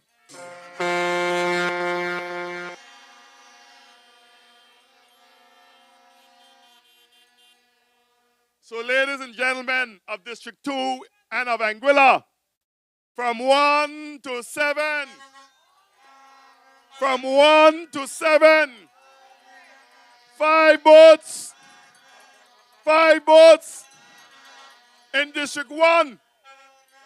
There's only one choice in District 1. Let us ensure that you go out and give an overwhelming mandate to the best premier Anguilla has ever had. And that is Dr. Ellis Lorenzo Webster.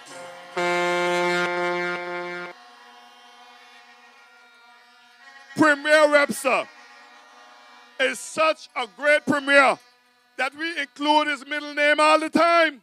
Dr. Ellis Lorenzo Webster. Ellis Lorenzo Webster. Ellis Lorenzo Webster. Ellis Lorenzo Webster.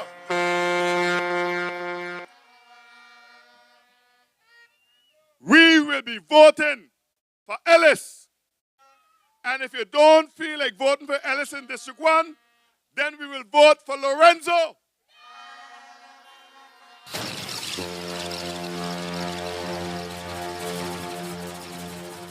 And if you get a little excited in District 1, just vote for all three. Ellis, Lorenzo, Webster.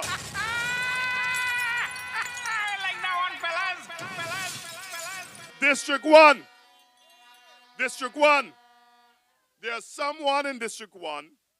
There are 2 candidates in District 1 for the front. I just want to say this. One is a male and one is a female. And just before nomination, they injected the female into District 1. So they will be going around and whispering to their friends, don't vote for Claude, vote for Pam.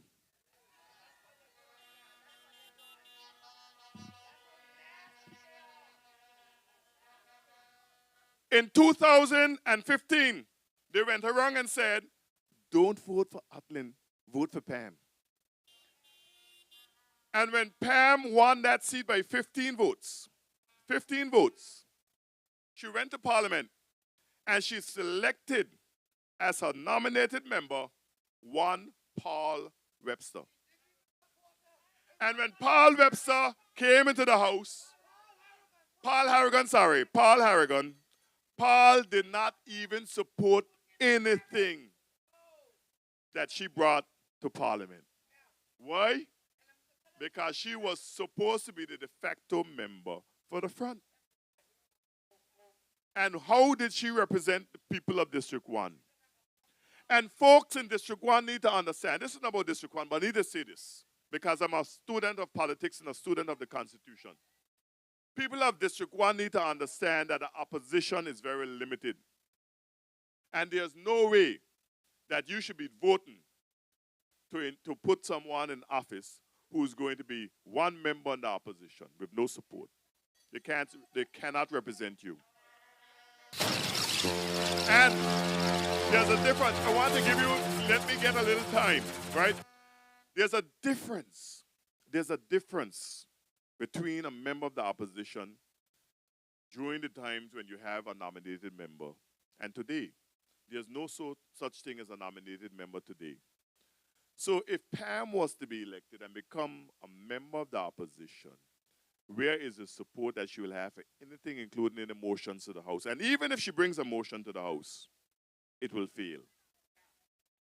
So there's only one choice in District 1, ladies and gentlemen, and that is Dr. Webster. There's no other choice. No other choice. No other choice. No other choice. And ladies and gentlemen, when this APM say we're going to do something, we will do something. When we came to office and we said we will do the Valley Main Road, we said it and we did it. When we said we will change the hair policy, we said it and we did it. When we said we will implement policies that give our seniors and our juniors free medical care at the public health facilities, we did it. When we said we will develop farming and invest in farming, we did it. When we said that we will do the George Hill bypass and develop the airport and seaport, we did it.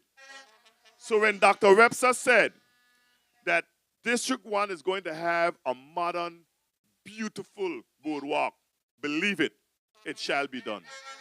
Okay. So District 1, vote for proper representation. Vote for your premier, Dr. Ellis Lorenzo Webster. Vote for our premier, Dr. Ellis Lorenzo Webster.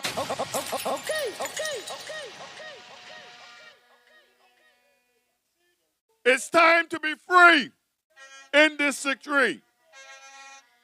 When you go out to the polls, I believe it's in the Albina Lake Arch Comprehensive School, unless they change the polling station. It's on the ground. Vote for none other than Courtney Morton, the boat. Courtney Morton, the boat. And for many years, from a child on up, we've had a young lady in District 4 by the name of Deanne Kentish Rogers, who have represented Anguilla in track and field, bringing back medals to Anguilla, making Anguilla proud wherever she went. She went to England, just jumped in the pageant, just for so, and became the first black Miss Universe Great Britain.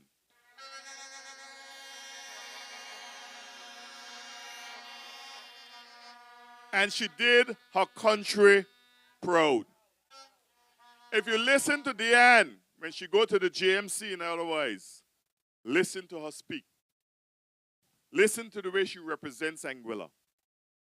How is it that you can change that?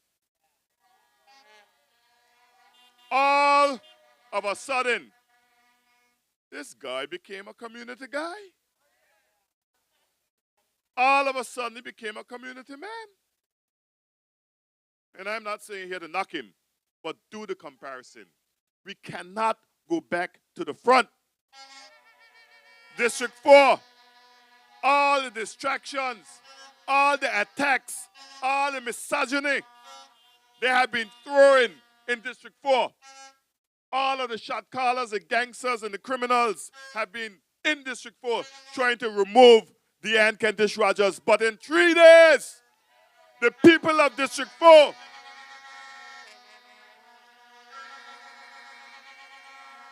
will give Deanne Kentish Rogers a resounding victory at the polls.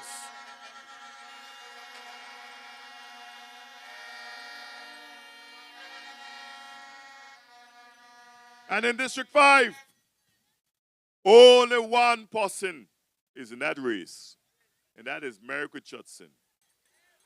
But I want to send a message. Send a message. Vote for Mary Richardson, gold medal. Arista Richardson, silver medal. And Devon Carter, pull up injured.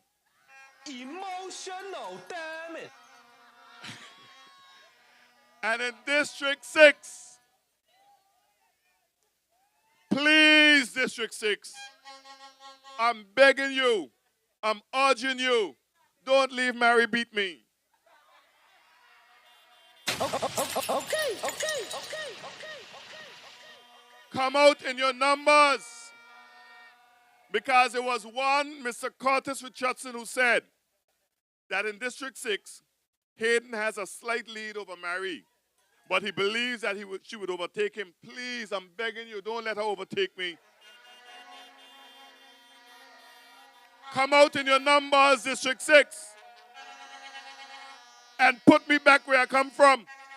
Back in the seat of Parliament to continue to work for you. Please. And in District 7, we are voting for more than a smile and a beer. We are going to be voting for someone who is not afraid of hard work. Someone who has been part of the community. Someone who has been in the seas and on the land. Someone who lives by what he does. Farming, fishing. So if you want advice on farming and fishing, you could even ask Jamie Hodge. Go out and ensure that District 7 have proper representation by voting for Jamie Hodge. From 1 to 7, all 11. 1 to 7, all 11. So go out and vote for Atlin Vanterpool, the boat. Go out and vote for Quincy Gums Marie, the boat. Go out and vote for Kenneth Hodge, the boat. Go out and vote for Gleneva Hodge, the boat. 1 to 7, all 11. 1 to 7, all 11. 5 votes, 5 votes. See you tomorrow. Okay.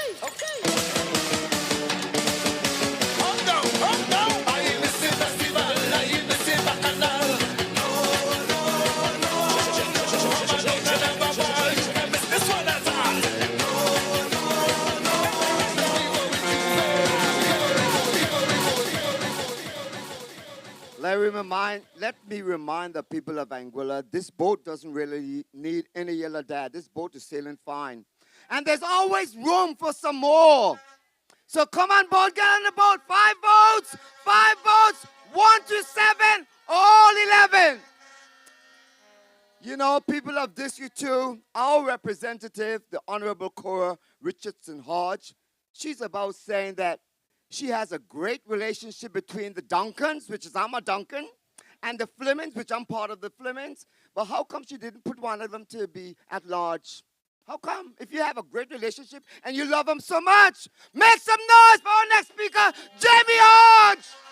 They can't keep a good man down. Always keep a smile when they want me to frown. Keep the vibes and I stood my grounds. They will never ever take my crown. Oh, Jah bless, I say no man curse. Things getting better when they thought it would be worse. Here comes the officers asking for a search. They found no weapon, just only a draw first. But I'm so solid as a rock, they just can't stop me now. Good night, District 2. I want to take the time just to say one thing.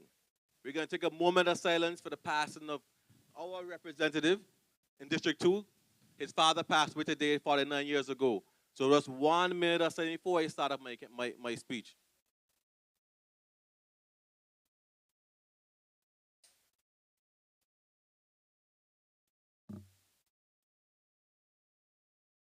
Thank you, District 2. Good night, Angola. We are here because we believe in progress. We believe in leadership that delivers. We believe in the Anguilla progressive movement. Tonight, I am standing beside our candidate, your candidate in District 2, Mr. Lennox Vanterpool.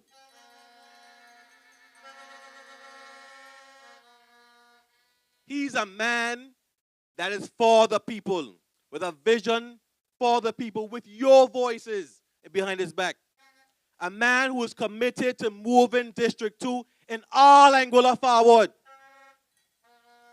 So I say, are you ready for more progress? Are you ready, District 2?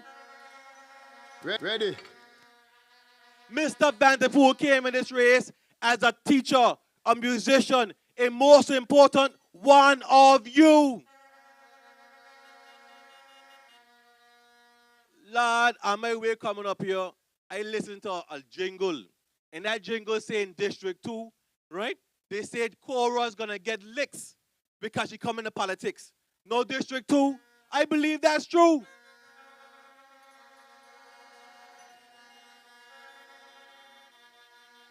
District 2 is your time for change.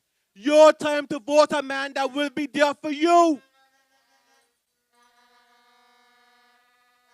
Lennox Vanderpool, listen to your experiences, your challenges, and your hopes for a better future. I want you to know, Mr. Lennox Vanderpool, hear you. We hear you. Your future matters. Your needs matter. APM is here to build a stronger, more vibrant economy in Anguilla.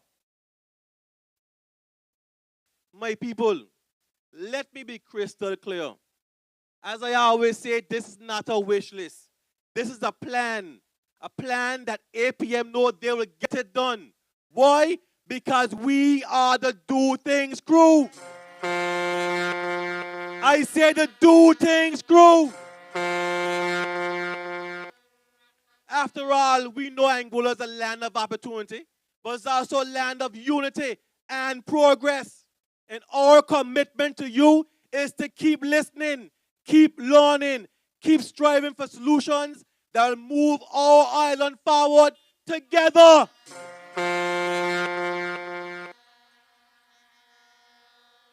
No. Last week I came in this district and some asked why we need change and why we need change now.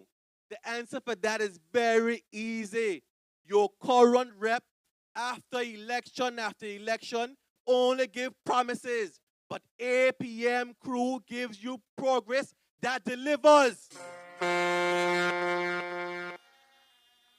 They are now coming to you with dreams. They're coming to you with things they said they will do years ago. But today, APM is coming with you with results. I didn't hear you. We are coming with you with results. Do you want progress to continue? Do you? Then I say, there's one choice. One choice. The Anguilla Progressive Movement. Anguilla, there should be no splitting of the vote. None. In District 1, you're going to vote Dr. Ellis Lorenzo Webster as we are sending him back to the hell. In District 2, we're going to take over Hayden's tagline and give licks in District 2 as well. As we say in District 3, we are here to free it by voting Courtney Morton in District 3. And of course, there's no introduction for DN. She's D for D4. We are voting D and Kentish Rogers.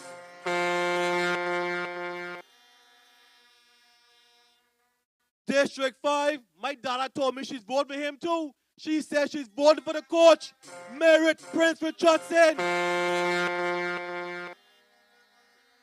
District 6, where you have Bob the Builder to share nothing but licks. Hayden Hughes.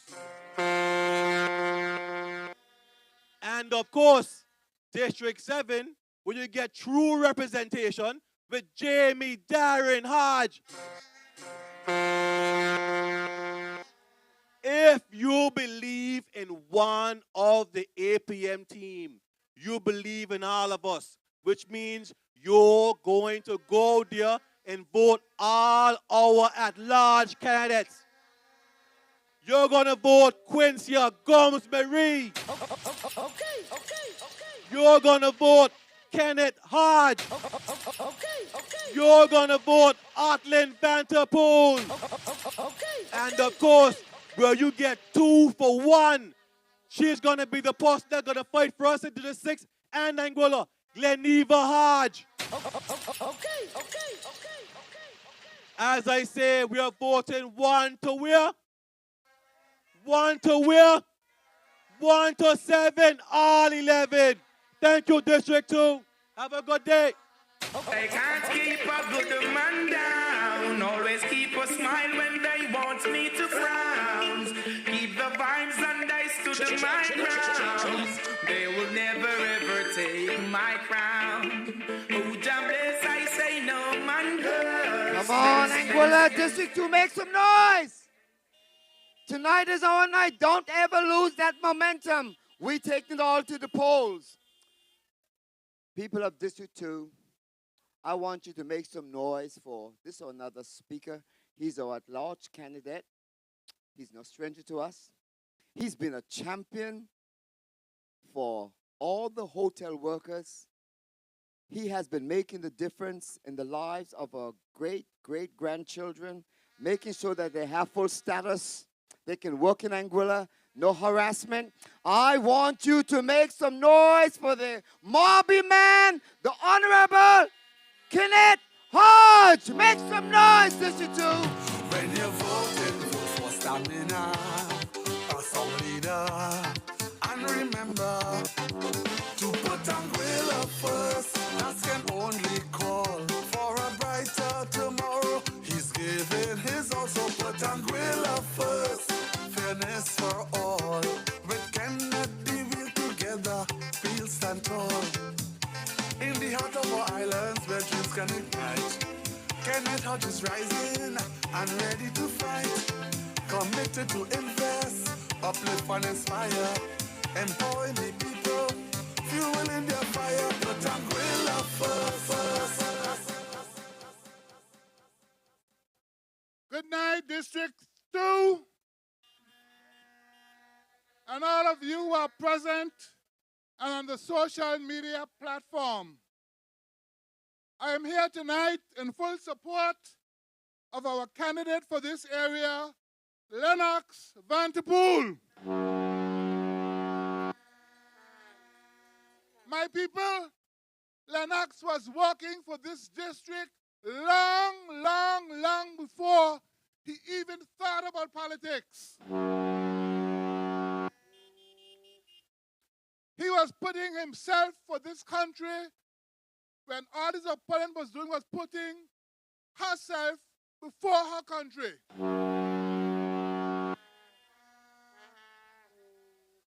His opponent all want to be nothing but premier instead of all for this country. But Lennox is here tonight to let you know that he is going to put proper representation in District 2 that has been neglected for so many years. So say yes to progress. So District 2, I want you to lend me an ear for a few minutes. I want to talk some serious business. I want to help you to understand what a vote for the AUF means, just in case you forget. My people, the AUF is touting it's all about you, and they are putting people first, but their record does not show it. Their record shows that it was always about them and a selected few. It was never about you. That phrase was just smoke and mirrors. if you don't believe me, just follow the favored few when they were in office. The AUF says they are now a new young party, but yet they are bringing out all of the old retired stalwarts to be on their platforms. Is that progress, my people? That's an insult to our young people, that they have to go back and resurrect people from retirement to come and support them. We have our young people to speak out.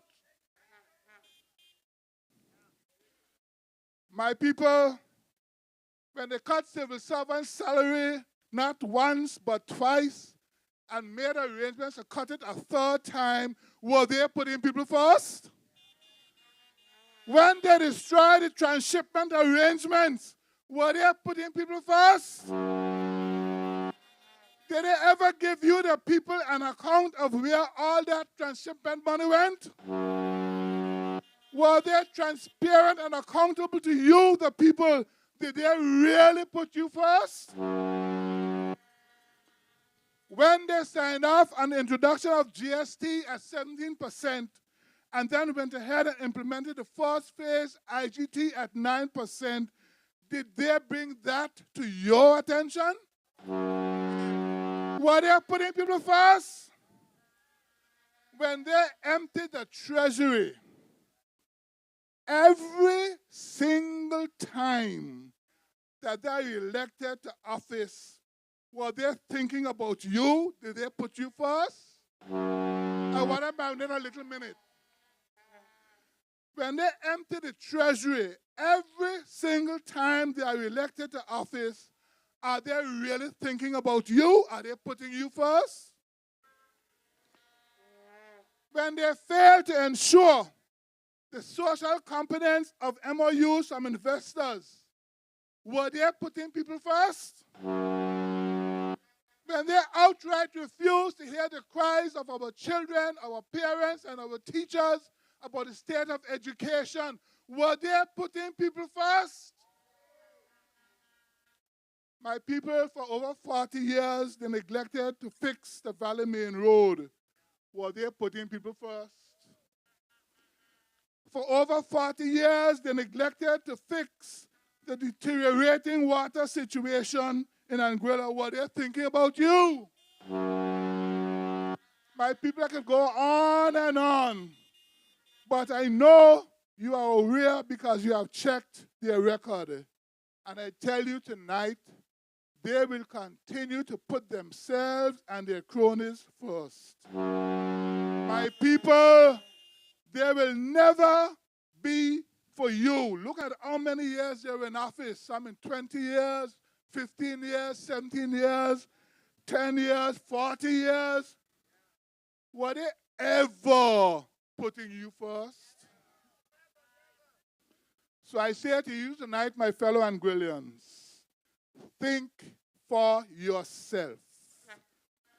When they come to you to influence you not to vote for the APM, ask yourself why.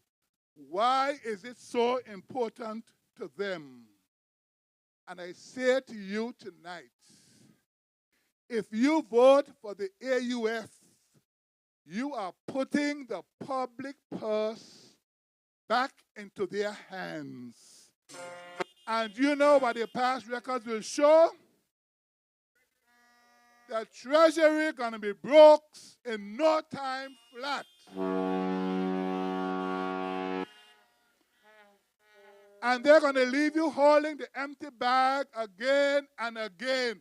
What kind of future is that for your children, our children, and their children and children to come? What legacy is that leaving for Anguilla?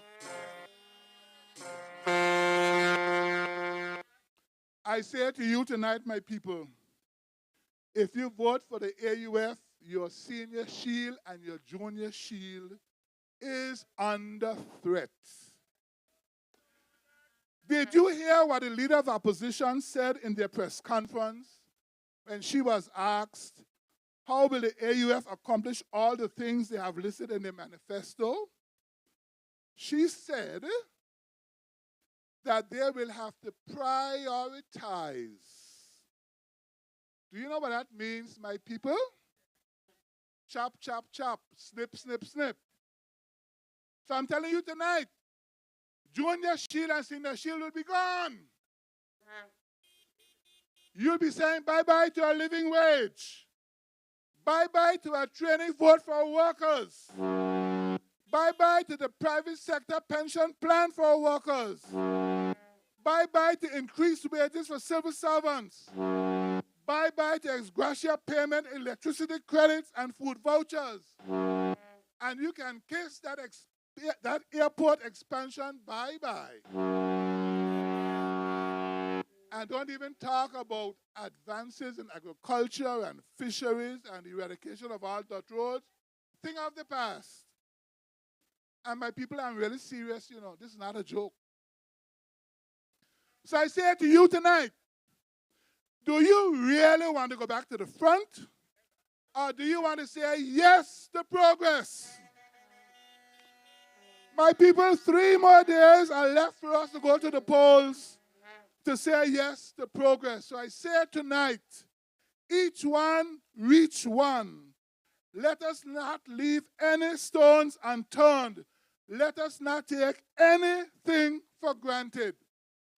So on election day, get up early. Call your friends, your family.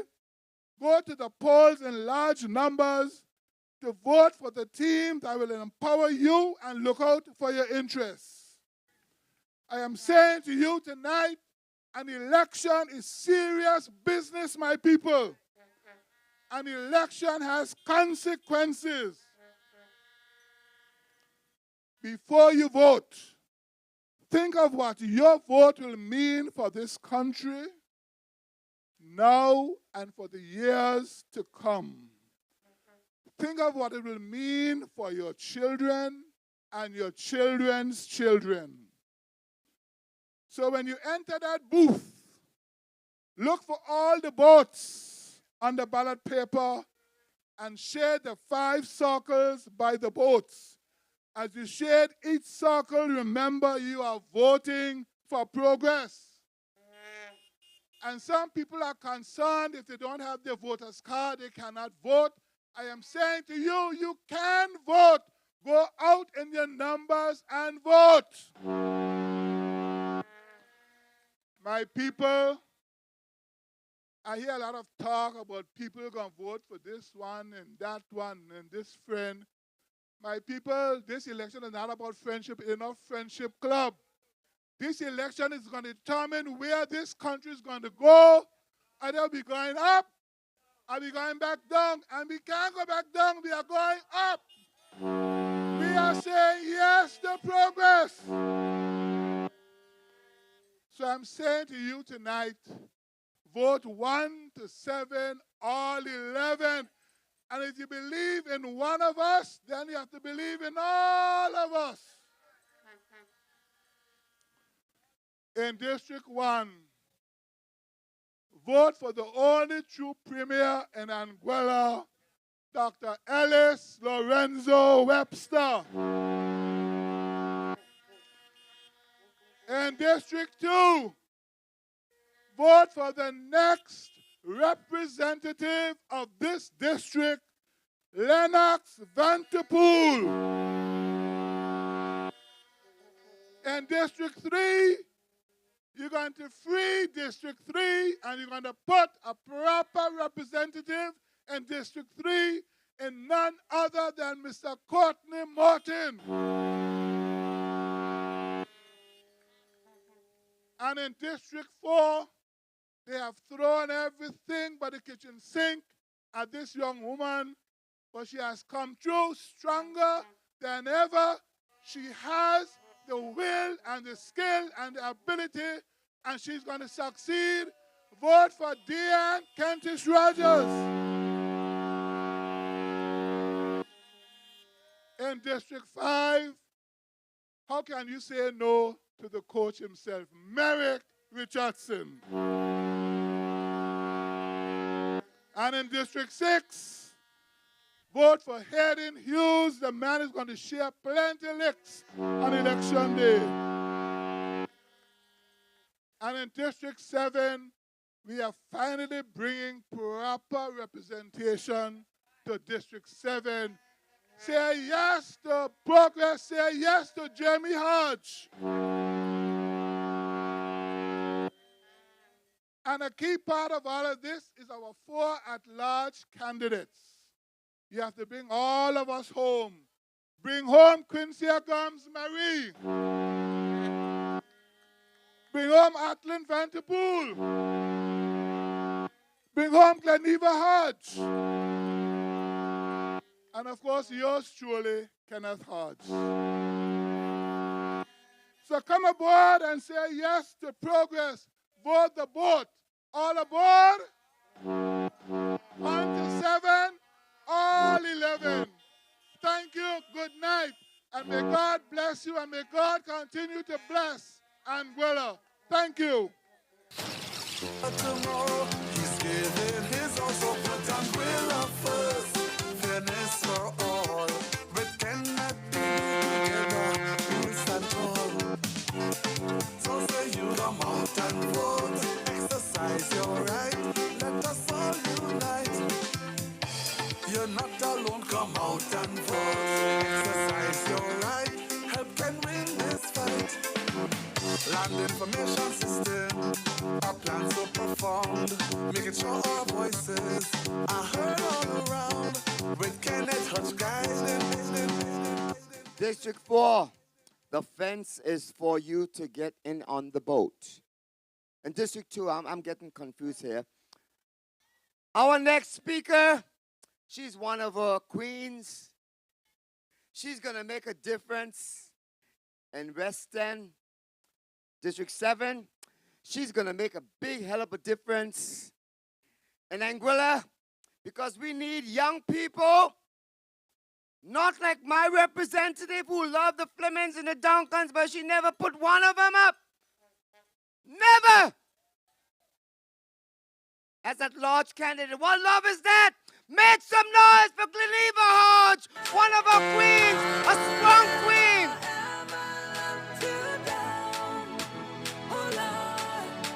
As long as you don't for me, I'll be down for you. And I wish you blessings. Blessings, blessings and blessings. And I wish you blessings. Blessings, blessings and blessings.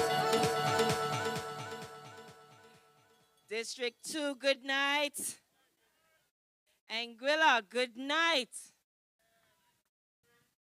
As we count down to what is certainly one of the most consequential elections of our recent history, the choice for who will lead Anguilla for the next 5 years is critical.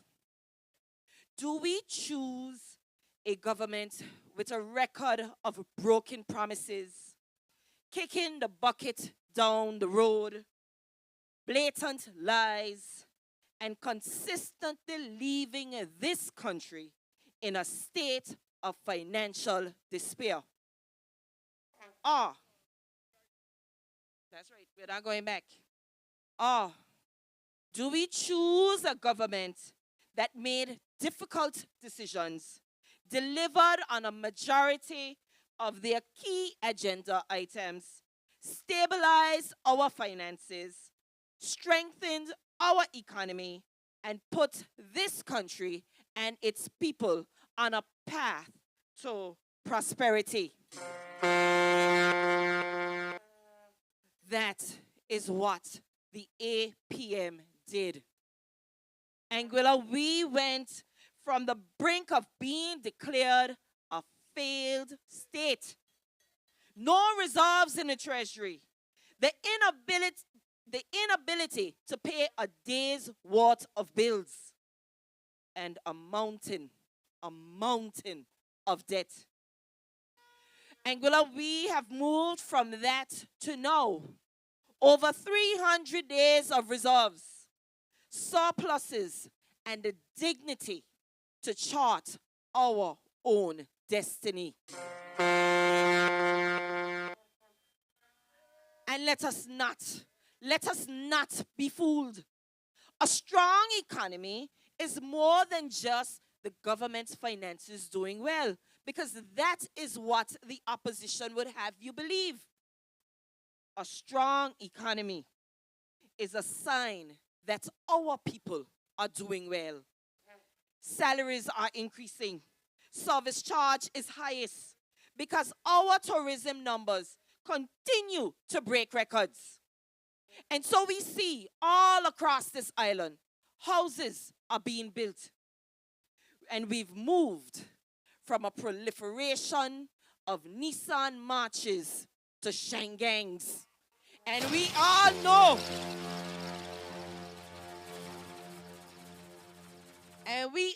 know, those Shangangs ain't cheap.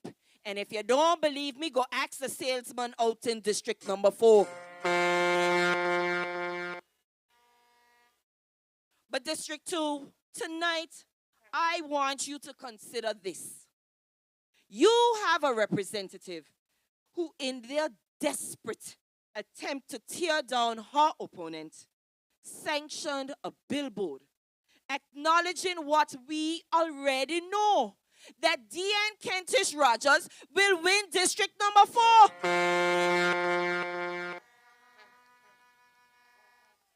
Because that is the premise of that despicable billboard. Now, if they are willing to throw their own under the bus to get ahead, and Williams, ask yourselves, what would they do to you?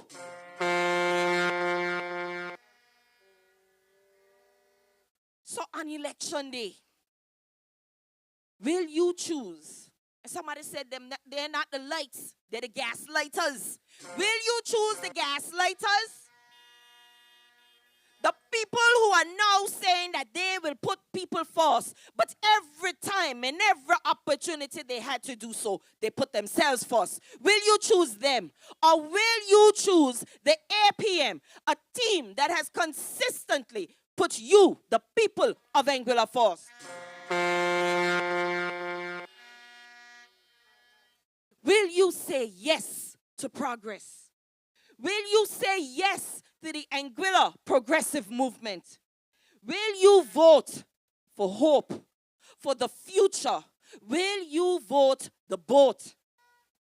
Will you vote for a team that is fit, ready, and capable of leading Anguilla into 2030 and beyond? Okay.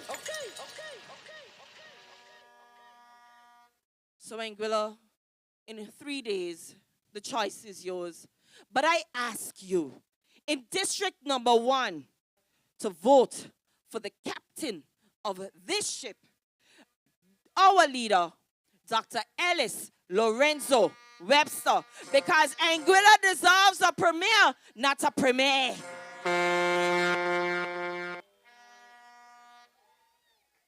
I said, District 1, we are voting for Dr. Ellis Lorenzo Webster so that Anguilla can have a premier, not a premier.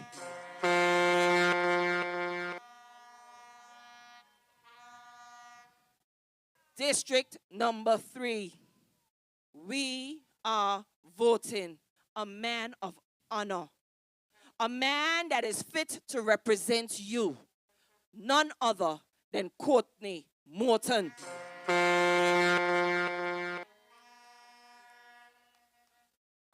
District 4, we are voting the queen of the pack. They've already told you they know that other person can't win. So on election day, District 4, we are voting for Deanne Kentish Rogers.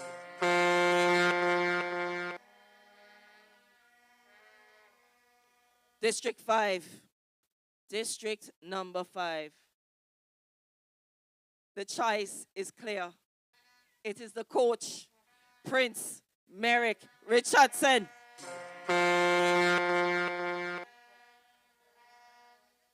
And District Number 6. District Number 6. I know he say, make sure go out and vote so Mary don't beat him. But District 6, we know there's only one choice. And that is Hayden Hughes. District number 7, my home. District number 7, it is time for change. It is time for us to elect Jamie Darren Hodge.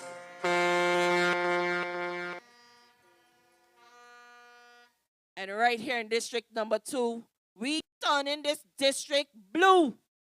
We turning this district blue and voting for someone who has been my teacher, a fellow advocate for education, and a man that I am so proud to now share a stage with and call my colleague, Mr. Lennox Venterpool.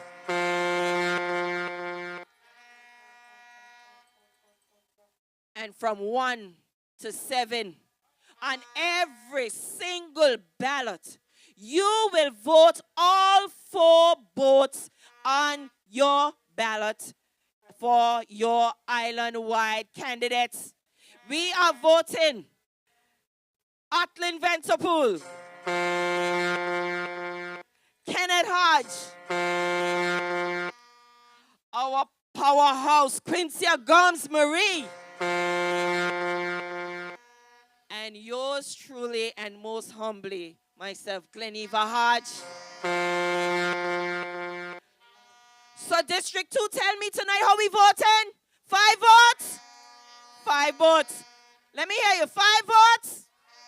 5 votes. Because 1 to 7, all 11. 1 to 7.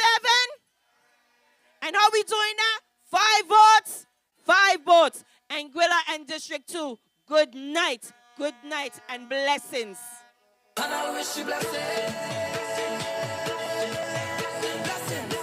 Blessings and blessings. And I wish you blessings. Blessings and blessings. I wish you good times, fun times. Good life. Long life. District 2, are you moving on? Listen, District 2, you know, our representative, the leader of the opposition, she had her people on the platform speaking the other night, and they spoke about the first woman premier in Anguilla. That's all they think about. They don't talk about representation, qualities, all the lies, the moral, the dignity. What would our children look up to? Wherever you turn in Anguilla, people speak about the lies. Just one guy said to me the other day, he just hates to hear us speak.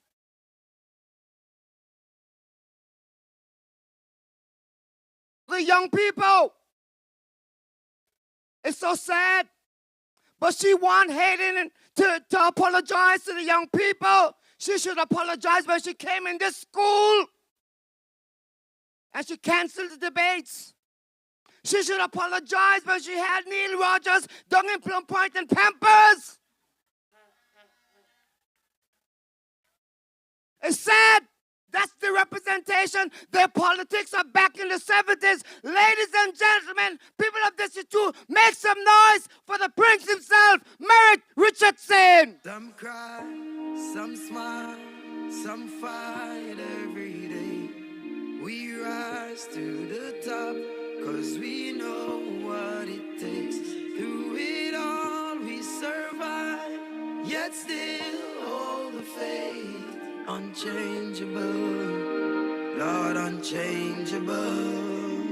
Hey, no matter how the dollar might stack up, me still not change. Me, I go stay rough. Inna the giddy and you have to buckle up your lace. Be smart, don't be a gruff, no. Life, it's a journey, it's a long race. Mama says, son, be wise and don't bring disgrace. So me take up the broom and start sweep the place. 'Cause all these ways, they got to get erased. I love to me people that me embrace. The truth are the truth and that can't erase. So hell to all of those who want hate. Just send me to finish this race. So we ain't giving up now. put up a fight, we got to be ready. 'Cause time's getting dreary. Just said, don't you worry, I'll be in a hurry, Lord. We got to be ready. 'Cause time's getting dreary. So we pray, we pray, we pray. District 2, good night. APM family, good night.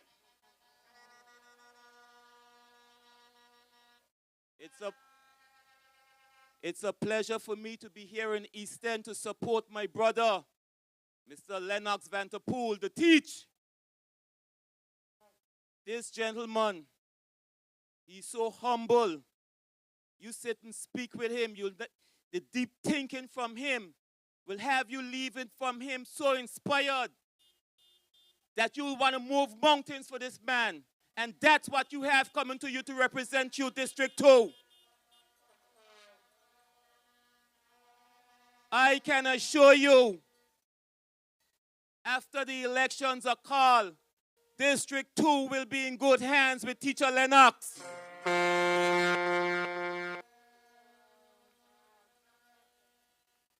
But I just want to take a quick minute, just a quick minute to speak to my people in District 5, particularly the folks in Sandy Ground. Sandy Ground people, they're coming for Apm again. I heard at the debates the last night, they said they have plans for Sandy Ground. But the last time the AUF administration had secret plans for Sandy Ground, we found out they were trying to put a marina in your backyard.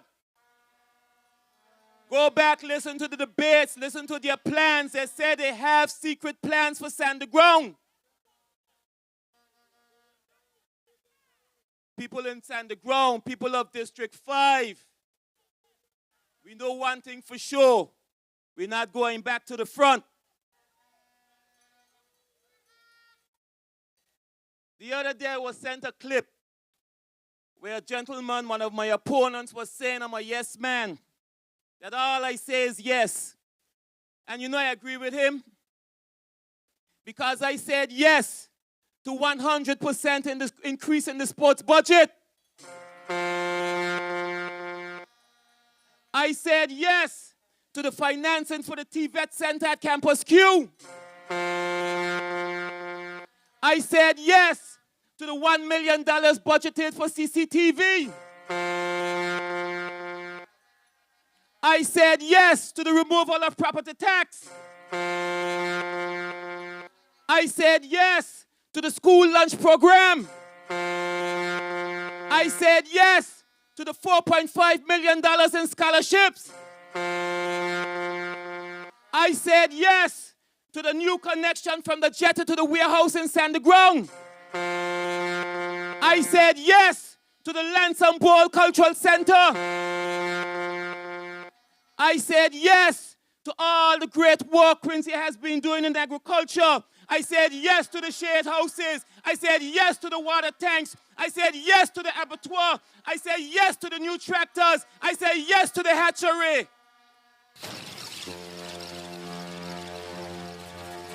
I said yes to the resurfacing of the North Hill New Road. I said yes to the resurfacing of the Phillips Drive Road.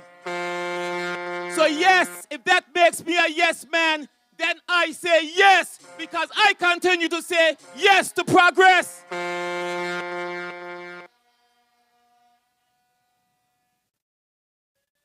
Folks, I know this campaign has been long. And then I come up here, I was a little tired tonight. As Don would say, I was a little knackered. But watching the energy you folks bring here every night inspires me. And I want that inspiration to go to your friends, your family, everyone. I want you to take that inspiration to them and get them out to vote. Because we cannot do it alone. We cannot do it without you. So I want you from 1 to 7, all 11, bring it home.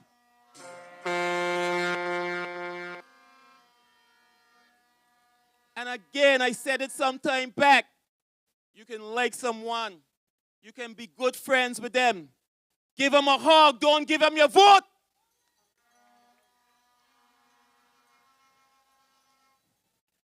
And to your friends, family, and neighbors who have joined us from overseas, just take them around the island. Let them see the good work that this APM has done. Let them see that there needs to be say yes to progress and join this APM team.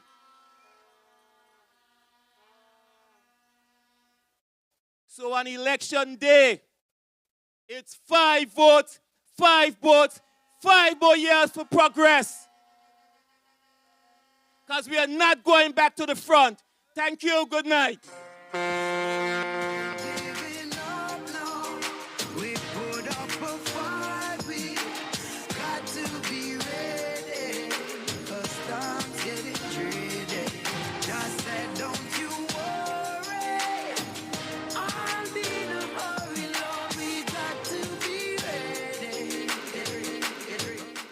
District 2, all the years of Lennox Vanderpool, he has been helping to mold the youths of this country at school, at church, wherever he's been, his life have touched people.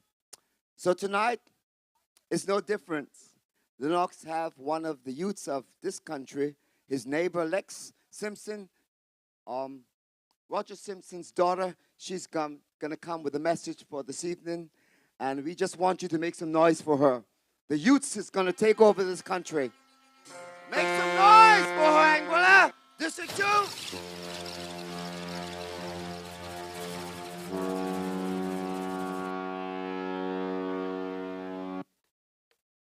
Good evening to everyone under the sound of my voice.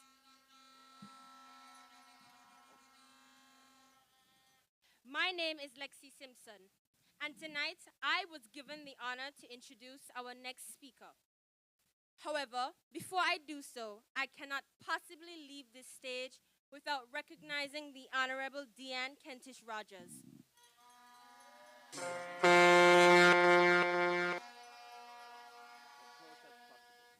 Whom I have admired, I respected from a distance.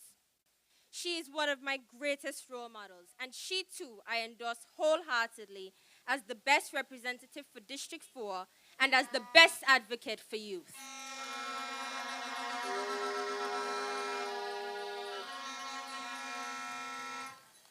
I also have to acknowledge Mr. Lennox Vanderpool, my neighbor and close family friend.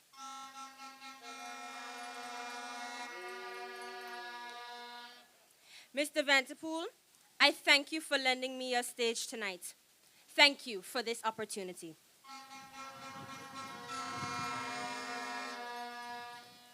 Thank you for trusting me.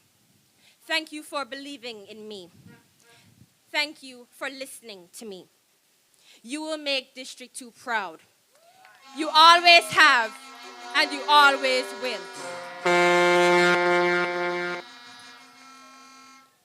I believe in the vision that Mr. Vanderpool has laid out before me in the realm of education.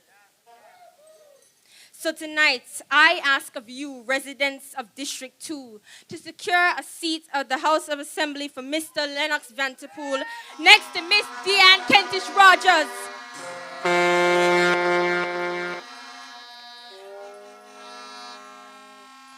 Where the two of them will revolutionize education in Anguilla.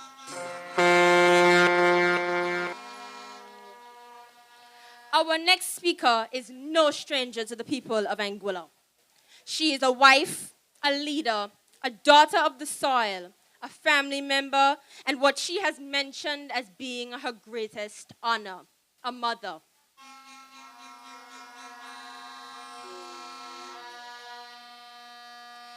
I can stand here all night and speak on the accomplishments of this minister. Trust me, there are many of them. But what I admire the most about this minister is her ability to represent this country anytime, anywhere.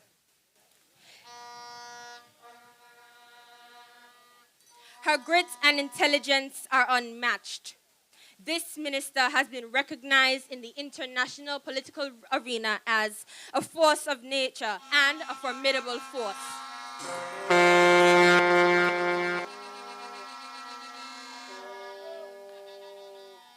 She wears these titles with pride because she is a woman of substance, a woman of depth. She stands with her head held high in the face of any and every adversity.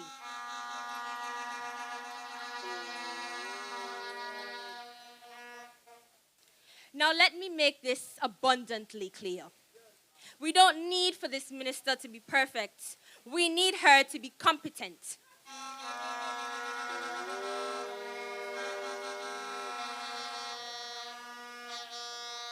And time again, the record shows she has been. Okay.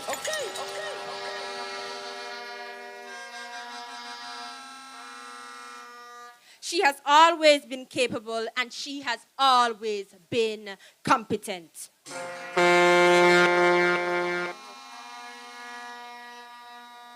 Not only is she competent, but she is the epitome of youth leadership. Okay.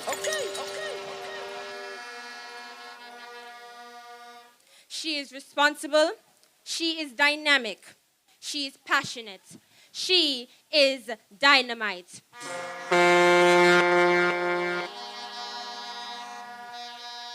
She is Quincia Gums Marie. If there's a message I can send to the people of Anguilla, it would simply be, Anguilla, now is for the doing.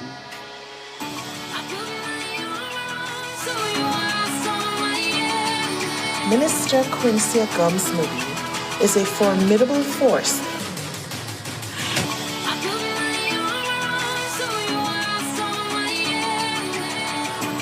This minister, Quincia, you're a force of nature.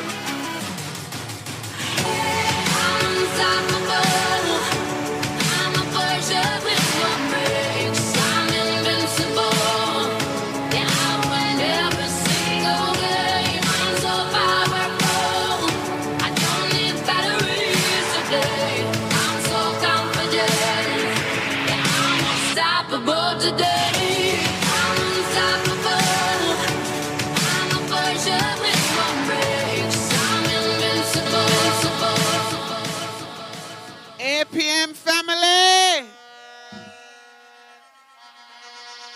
District number 2. Good evening to everyone who took the time out to come out tonight. Good evening to everyone from my home village, District number 2. And good evening to everyone under the sound of my voice. And welcome to this beautiful voyage of progress. I want to start off by thanking Lexi for her amazing words. That was me.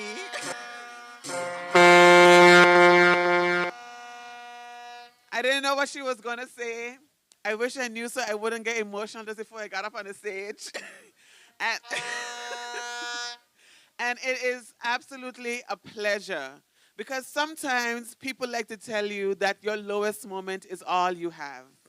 And it is people like Lexi that reminds me that the value of this work is bigger than anything that I can imagine.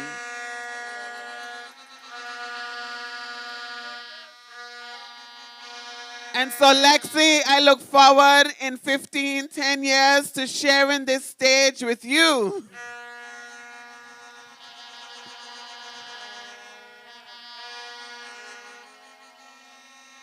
District number 2, I'll be short and sweet. All those who saw me dancing last night, I just needed a moment to get away. I don't call you my APM family for nothing. So when we rejoice, we rejoice together. When we work together. When we campaign together. And when we dance together.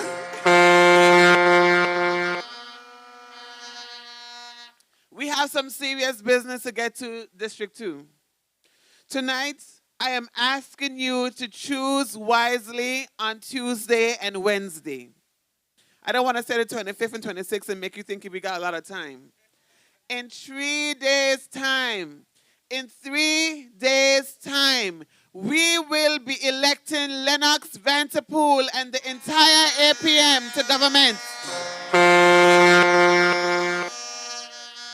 I am asking you to stand with us, to reject those who gamble with our future for the sake of power.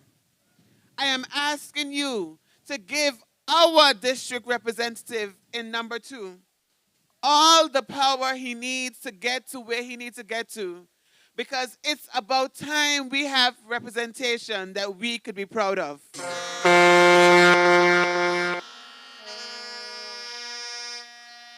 And so my message this evening is to compare and contrast.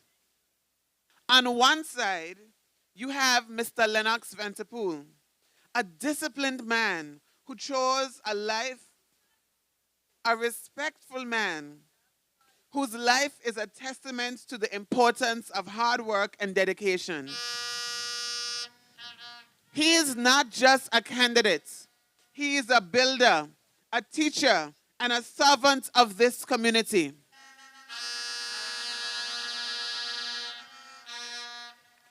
His family has been so deeply rooted in our community fabric and our educational fabric that we stand on the grounds of a school named after his father.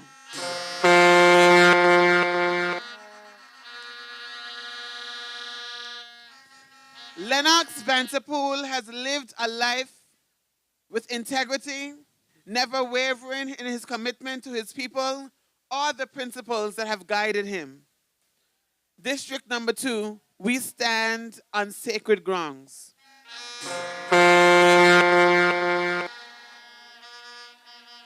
These are the grounds that built our country as we know it today. And though the structure of the old East End Primary School is gone, the importance and the symbolism of the moment should not be lost on us. And tonight, on these grounds, I proudly endorse Mr. Lennox Vanterpool.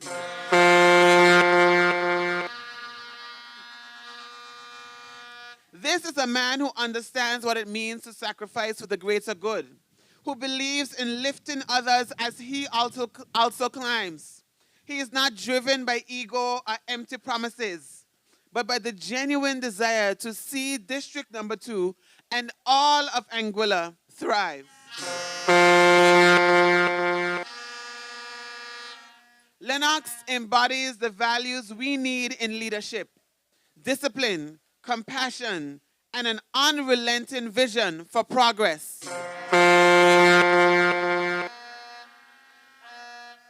When I tell you that I endorse Mr. Lennox Vanterpool, it is not because he's a colleague or a party candidate.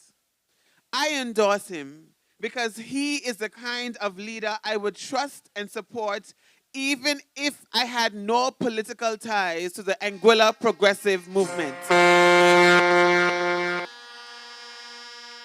Because character matters.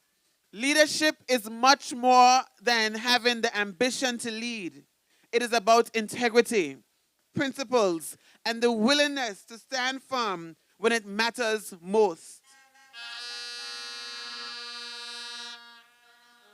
And on the other side, you have an unprincipled person.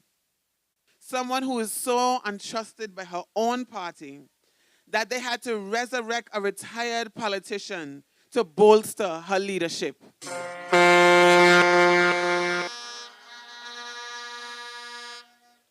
On the other side, you have a person who is known first and foremost for her dishonesty. Being dishonest about everything from her record in government to the price of cornflakes in the shops.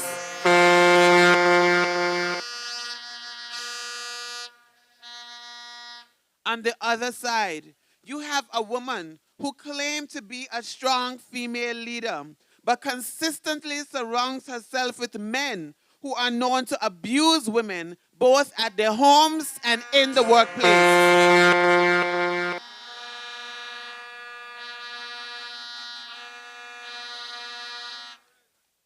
She resigned and demanded a better position for herself and left District 2 in the dust.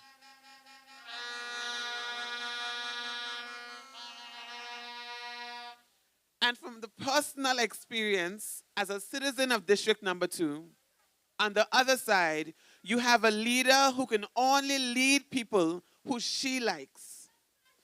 But in Lennox Vanterpool, you have a leader who will stand up for you. You have a leader who would lead you whether you like him or not. Because at the end of the day, he believes in the value of people.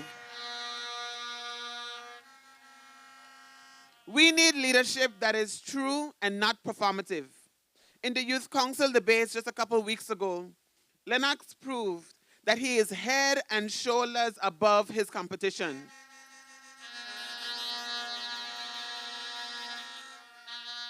He showed what true leadership looks like. He showed up prepared and ready to give you his best. And that is what you can expect from him when you elect him into Parliament.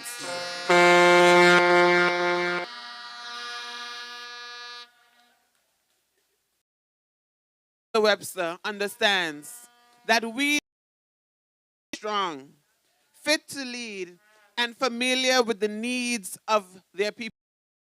That is why he took his time and looked for the best. So you will reward him in District 1. On election day, you will vote for Ellis Lorenzo the Boat. District 3, you will vote for Courtney Morton the Boat. District 4, you will vote for Deanne Kentish Rogers the Boat. District 5, Merrick Richardson the Boat. Hayden Hughes in District 6, the Boat. District 7, Jamie Hodge, the Boat. And island-wide, you will choose Austin Vanterpool, Kenneth Hodge, Geneva Hodge, and Quincy Gums Marie, the Boat. And sometimes I feel like our hands need to be shown throughout the island. So tomorrow, at 11:30, I will be meeting you at the Lansam Bowl Cultural Center as we begin our motorcade of progress and victory.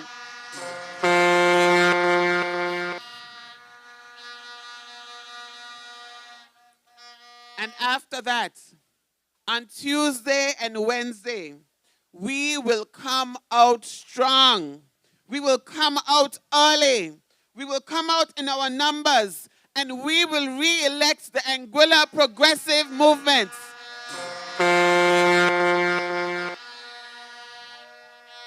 If you believe in one of us, vote for all of us. If you believe in one of us, vote for all of us. But we have a task at hand to my community. I didn't forget him. I left him the best for the last. In District Number 2, we will come out early and vote for Lennox Vanterpool. We will vote for true leadership, true representation, and honest leadership. 1 to 7. 1 to 7. 1 to 7. 5 votes. 5 votes. 5 votes. 5 votes. District 2, we have a job to do. Thank you and good night. Okay.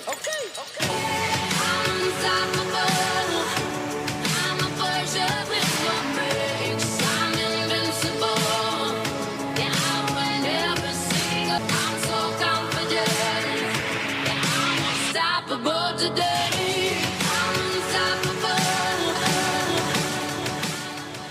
District 2.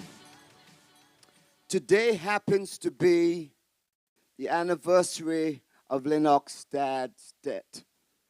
A day that I'm sure probably Lennox had a chance to reflect. It was on the 22nd of Feb, 1976, a Sunday, when his dad got in an accident and God saved Lennox for a moment like this. This is divine. So right now, District number 2, the hour has come for us to make some noise for true leadership. True leadership that will look out for the people of District number 2 and Anguilla. I now present to you Lennox Benepool, the man of the hour. Make some noise for Lennox, folks. Bigger than all my problems, bigger than all my fears. God is bigger than any mountain that I can or cannot see. Bigger than all my questions, bigger than anything. God is bigger than any mountain that I can or cannot see. Bigger than all my problems, bigger than all my fears. God is bigger than any mountain that I can or cannot see. Bigger than all my questions, bigger than anything. Good night, District 2.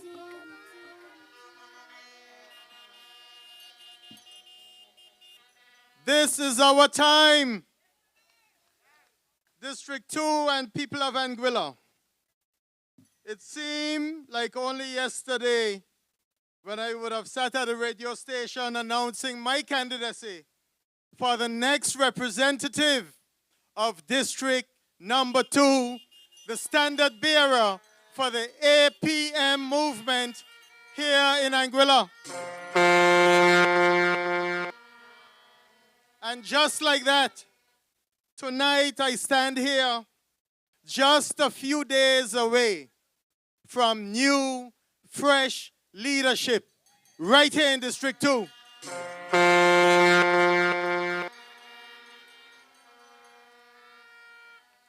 My decision was not rushed.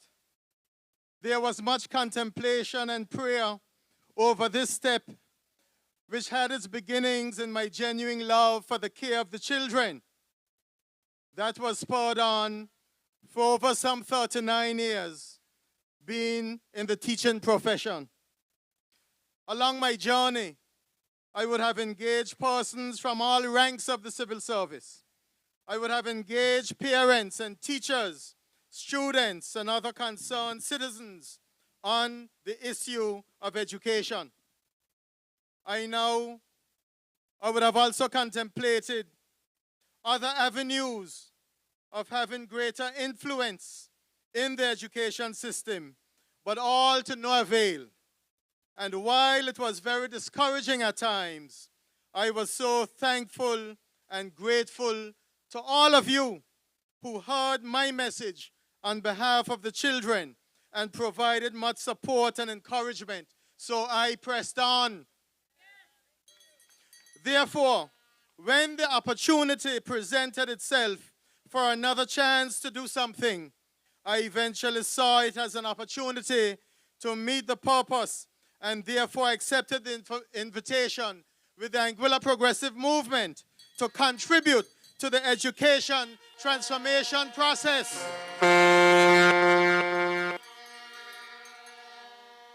After looking at the APM's record of doing and doing and doing again, I was encouraged and hopeful by their political will to cause Anguilla to progress. Say yes to progress.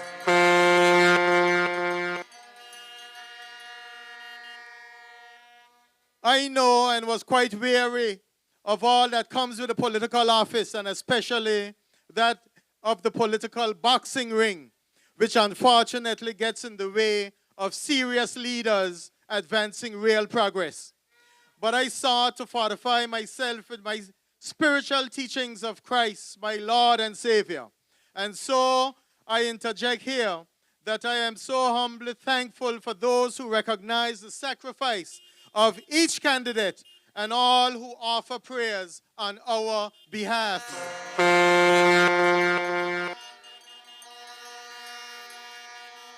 But you know what, District 2? Just as our district representative puts out the claim of becoming Anguilla's first female premier, I put out the claim that now is the time for District 2 and all who champion progress to actively participate in the great work for which we have been created to do. And I claim that this good work, all in the name of our Lord and Savior, Jesus Christ. Remember the Bible story reminds us that this is how the little lonesome shepherd boy David defeated the giant Goliath.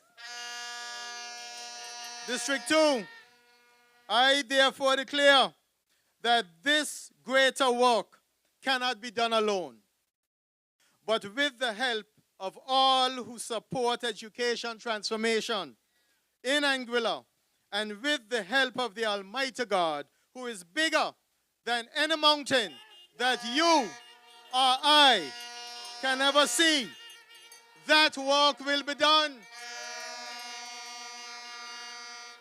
And just as an aside, this thing about the company that I keep.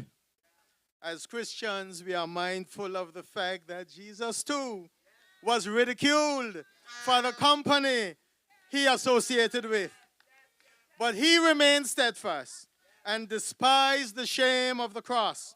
And today we have salvation and victory, free for all. I draw much courage and strength from the life of Jesus.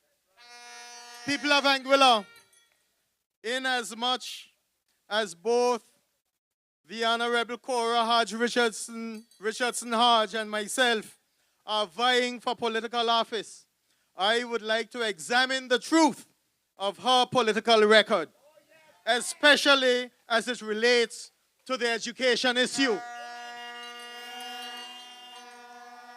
After all, we are contending for the opportunity to build a nation whose banner stands on principles of truth and right.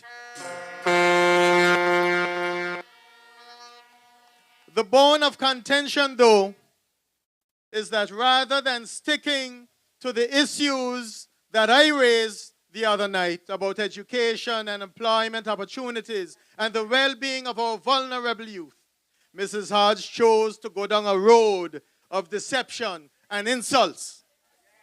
But I'm not surprised, because past administrations took our young people and their parents and other stakeholders in education down that same road.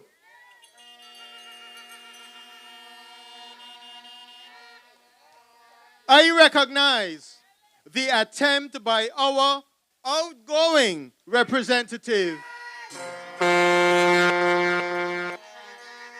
That attempt to discredit and diminish my contribution, not only to the district, but to the whole of Anguilla. As our great-grandparents used to say, she's very forward and out of place.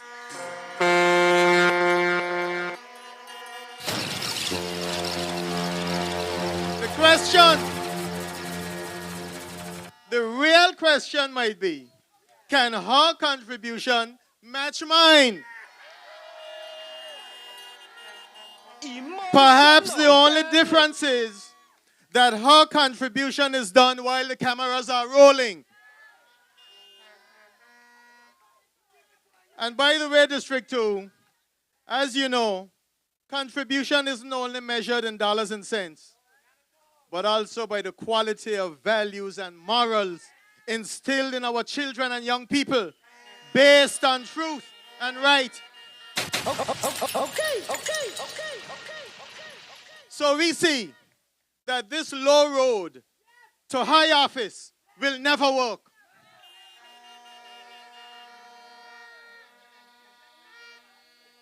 To be more specific in my attempts to help in the area of education, allow me to share a little of my daunting experience with our district representative in her capacity as education minister.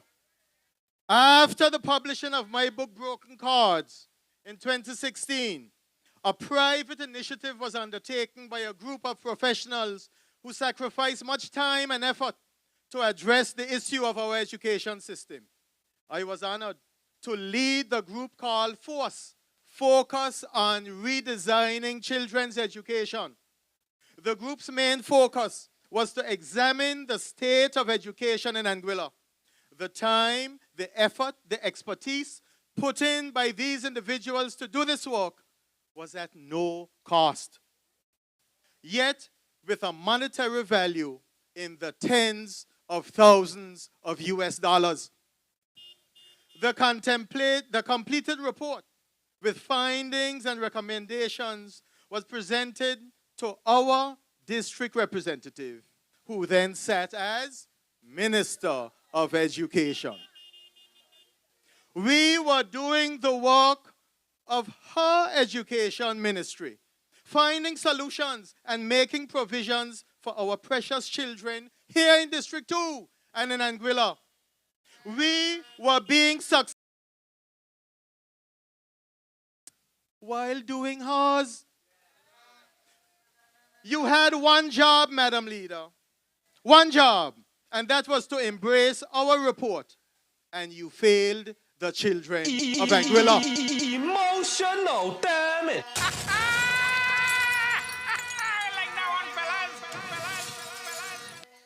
Despite all of this, you now seem very occupied and becoming premier.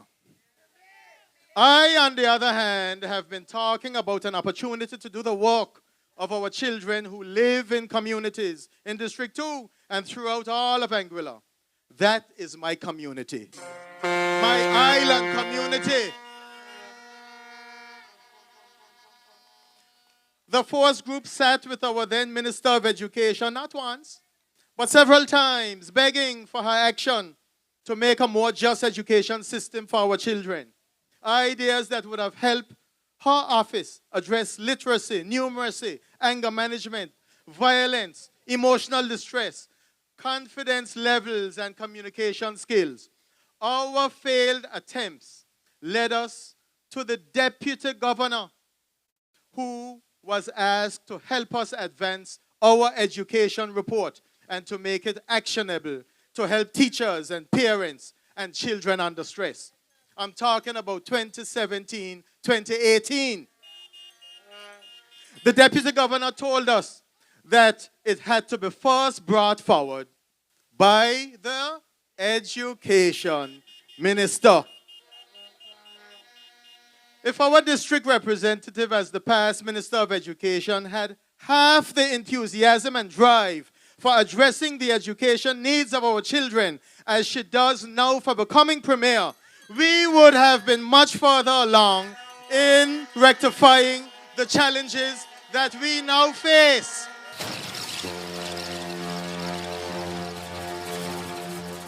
But don't bother, Madam Leader. It's too late now. Minister Deanne Kentish Rogers, whose little helper I am, she did it.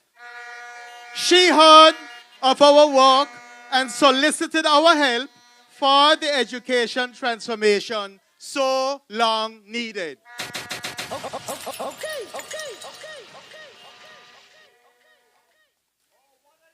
So when you didn't see me in the community, I was most likely in the valley. At meetings in the evenings and on weekends, helping to do the work for the district and its children. Not only me, but a group of us who saw and understood my vision and whose vision I shared. You, Madam Minister, at the time, you were carrying the title, but we were doing the work. And you did nothing to help us. You did nothing to embrace our work. I guess you are too busy enjoying your time as minister and strategizing how to become the first female premier.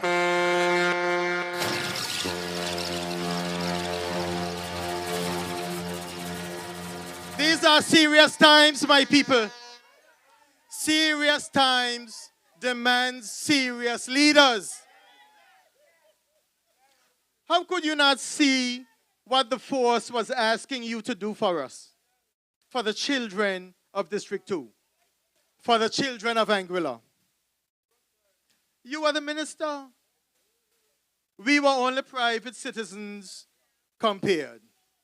The truth of the matter is that our district representative, in her capacity as Minister of Education, was out of touch with the reality of the issues surrounding education and cared not even to hear and listen to what others were saying. How come Deanne Kentish Rogers saw it? How come the Premier saw it? How did hundreds of respondents to our survey see it? How could everyone but you, Madam Leader, see it? The legal mind that you are notwithstanding made me wonder at one point how many cases you would have won in the court of law since the evidence was put before you, and yet you seem so hard to understand and accept the reality of the difficulties surrounding the education system in Anguilla.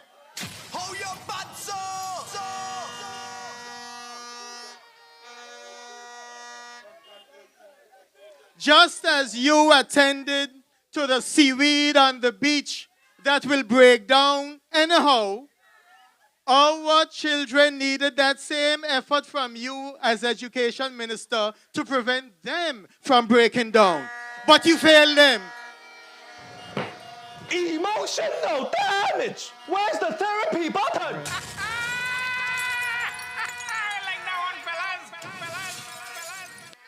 We are now further on than we ever have been before, with an Anguilla progressive movement that understands how to do more than one thing at the same time. We are developing people, and we are developing our country, paying down suffocating debt and building reserves, solidifying fiscal frameworks and compliance infrastructure, offering hope and uplift to young and old and everybody in between to engage again, to believe again, to dream again. District 2, that is why I have accepted the invitation to run for political office. And by the grace of God, I will not take lightly my political opportunity to go to the House of Assembly and make a meaningful contribution to the lives of all the people of Anguilla, starting with our community. Yes. This is our time, District 2. We cannot be left behind any longer.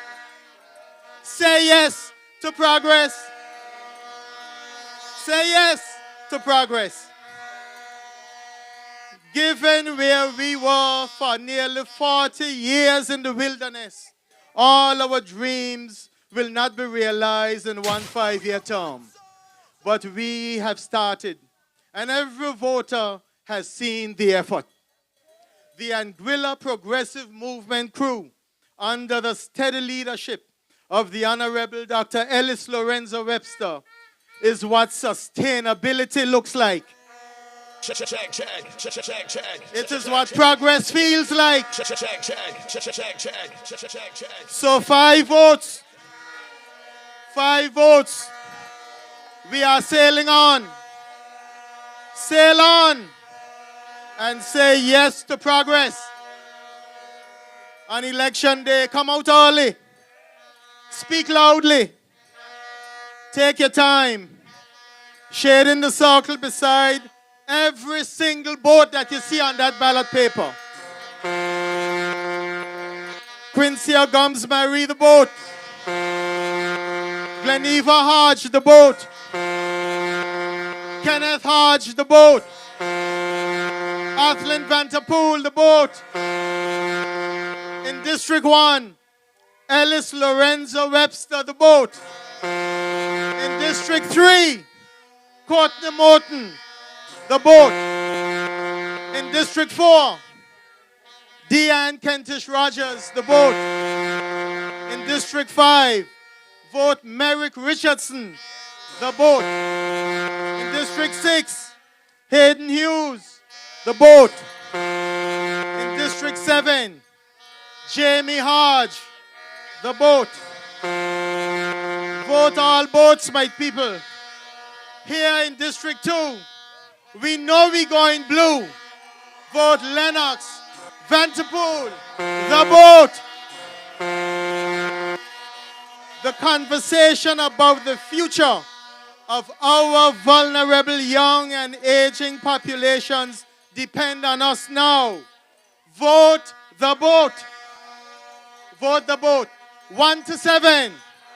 All 11. Thank you, District 2. Thank you, Anguilla. God bless you. Good night. Good night. Okay. Bigger than all my questions, bigger than anything. God is bigger than any mountain that I can or cannot see. Bigger than all my problems. District 2. Listen. You know, Madam Leader always gets herself into trouble. She asked for a leadership debate. She got licks. She came on these platforms. She had all kind of negative things to say about Lennox. You know, there's my old grandparents, probably your grandparents used to say, you don't wake up sleeping dogs. That dog bites her tonight. That dog bites her. She has been bitten. And let me say this. I don't want them to misconstrue what I'm saying because they're very good to take things and twist it and turn them, you know? But she got bitten tonight. And I hope that bite is so hard that come on Wednesday, God's willing, she ends up in a hospital because that's what's going to happen to a lot of them. They're so passionate. They so believe they're going to win this thing. But let me tell you something. We got this in the bag. This is for us.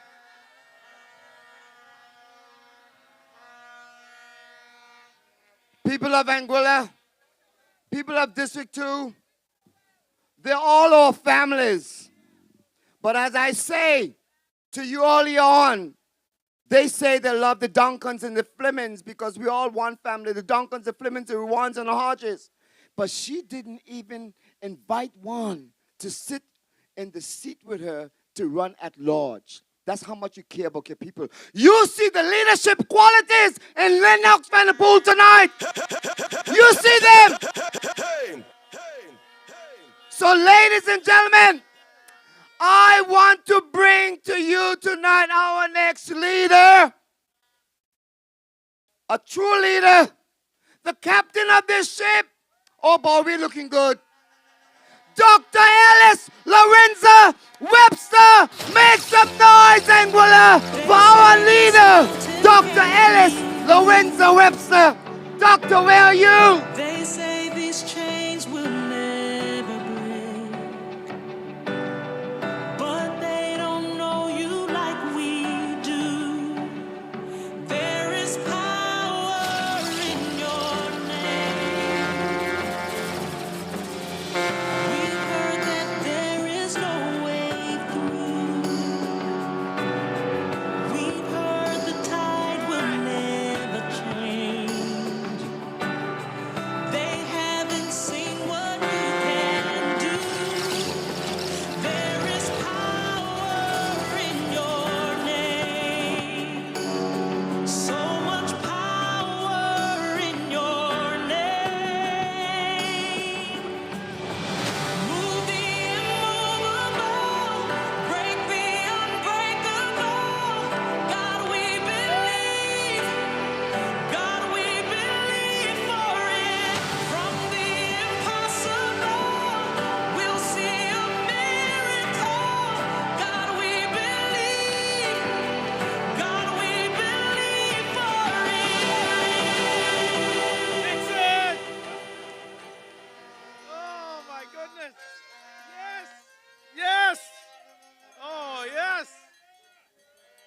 Oh, it's so good to be here tonight. We are back in District 2.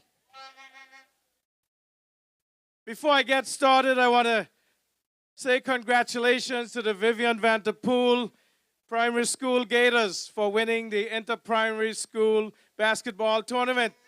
Yes, District 1, Vivian Vanderpool Primary School. How can I follow Lennox after such a rousing presentation? He has taken us all to school.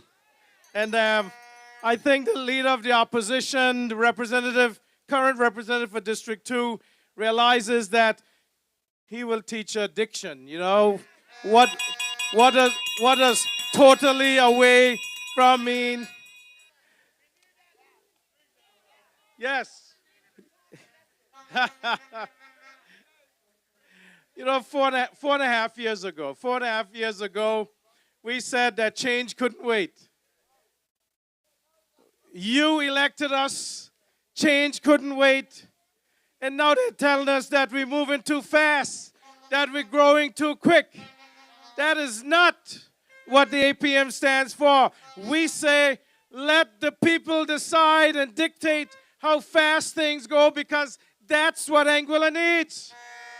We are so many years behind, but we are catching up. But that is only possible with the Anguilla Progressive Movement. And as we go around this country from Island Harbor to West End, we hear the mantra, change worked for me. Every business, change worked for me. Every student, change worked for me. The 70-year-olds plus, Senior Shield, change worked for me. The juniors, those under 6 years old, say, change worked for me. Now I can go to the doctor, to the hospital, and I don't have to pay. That is what progress is about. That is what caring about people is about. And the Anguilla Progressive Movement is a team of caring, compassionate, passionate, competent individuals who come together as a force, as a movement. That is what change is all about. And I heard someone say tonight that the change that we need is in District number 2 and District number 7. We need to make a change for good representation. We need Lennox Vanderpool. We need Jamie Hodge. Let's make it happen. And while we're at it, give us Atlan Vanderpool and give us Gleneva Hodge so that we can round it all out, 1 to 7, all 11. 5 votes, 5 votes.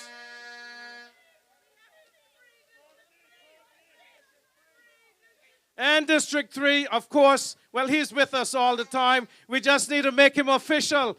Free District 3, give us Courtney Morton. Thank you very much.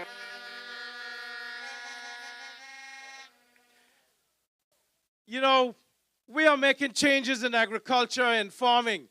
Such good changes that we're not only hatching chickens, we are hatching a golden goose. And we are getting the golden eggs.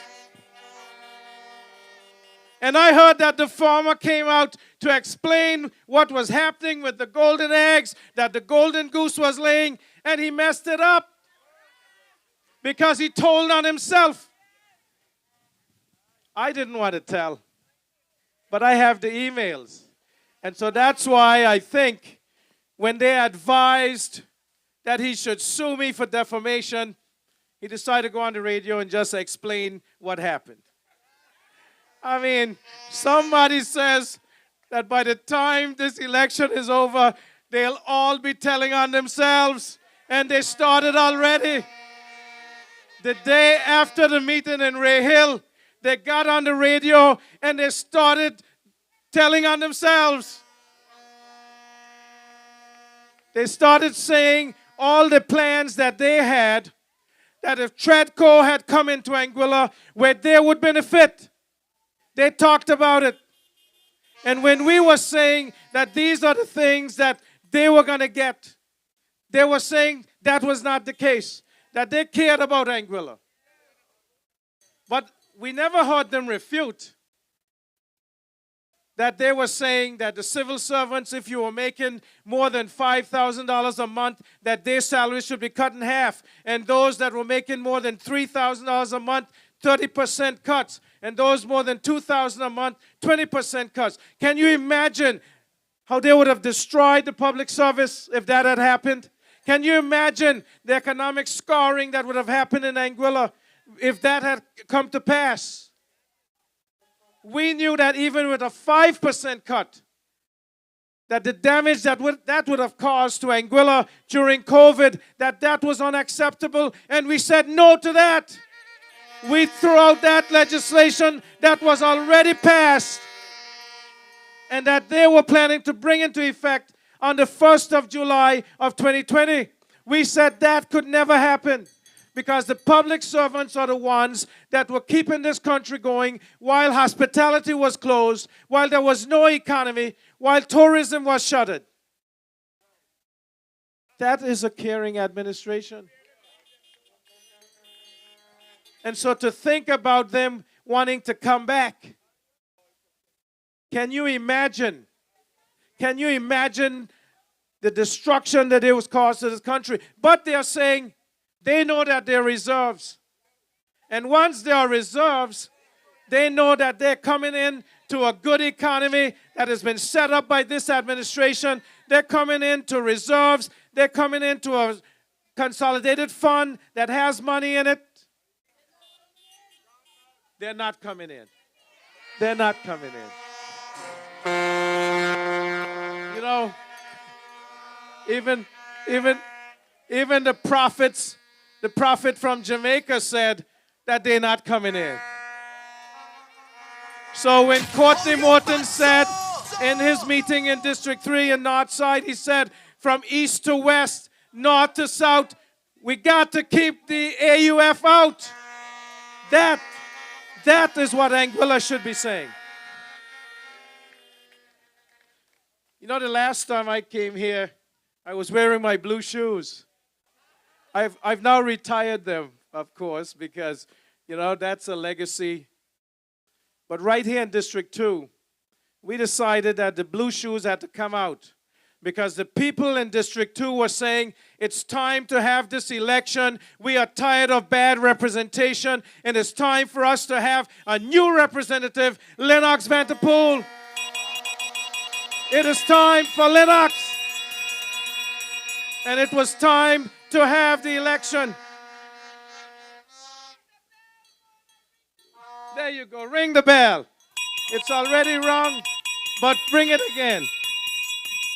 So what they did is they're now bringing out, we kicked the hornet's nest, I think, because they started bringing out all kinds of people on the radio. They started bringing out advisors, old and new. They started bringing out persons who back in 2008 had written and was mandating a PPA, a power purchase agreement for ANGLEC to bring in renewable energy. And then they confused themselves and said in 2024 that we don't need a PPA. When we know that ANGLEC could not afford to move forward with a new renewable plan. They wanted us, the government of Anguilla, to give a blessing to them to get a loan from the Caribbean Development Bank. What they know, that government cannot give a blessing because then that is contingent liability on the UK. And the UK said, you cannot borrow, you cannot give guarantees because you have not met your borrowing guidelines. This they understand or they know about, but they thought that they could ram things through. And you heard at the debate when the leader of the opposition said, yes, we exceeded the 80% debt ratio to up to 274%. But every time we borrowed, the UK approved it. The governor approved it. Even Christina Scott, she said, that had said that this debt would be like a millstone around the neck of Anguillians for a generation. They went ahead with the banking resolution without telling us what they were doing. We still, as this administration, have never seen the banking resolution.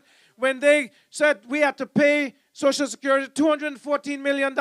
We had to give the high-end depositors $52 million. We had to borrow $59 million from the Caribbean Development Bank to capitalize the bridge bank in CBA. We still have not seen the banking resolution. What were the other options? And they say, well, we are not transparent. Again, Teacher Lennox, please explain what transparent means. Because, you know, I'm a Webster. We wrote the dictionary. And so we can change the words to mean whatever we want. But I don't think that Mrs. Richardson Hodge understands what the English language says. So, what did Teacher Lennox say?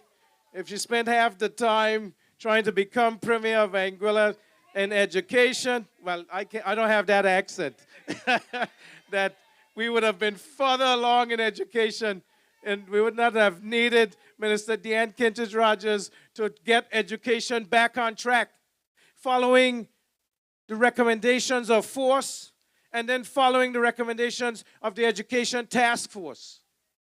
But that's what it takes. It takes persons that understand what they're doing, that make recommendations, and then government follows. And that's what Minister is doing. And that's when you elect Lennox Vanterpool in District 2. He'll be able to enact the recommendations, get education back on track, help our young students to place themselves in a global economy so that they can function. We need Lennox Vanterpool in District Number 2.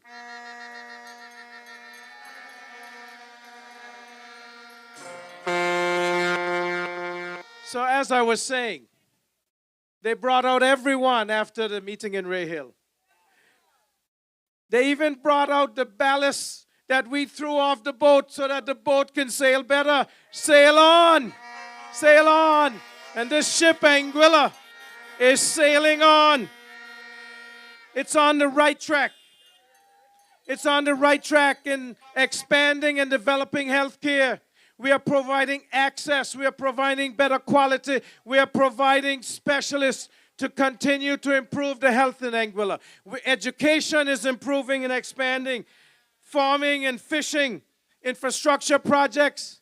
We have the best infrastructure minister and the best tourism minister that this country has ever had. And he has only just gotten started. His 5 years have made up for all the years that Anguilla has been in high-value, low-volume tourism from 1984 to now. And when you re-elect Hayden Hughes, he will continue to drive Anguilla in development, infrastructure projects, pave all the roads, make tourism better. That's what we need. I want to tell another story.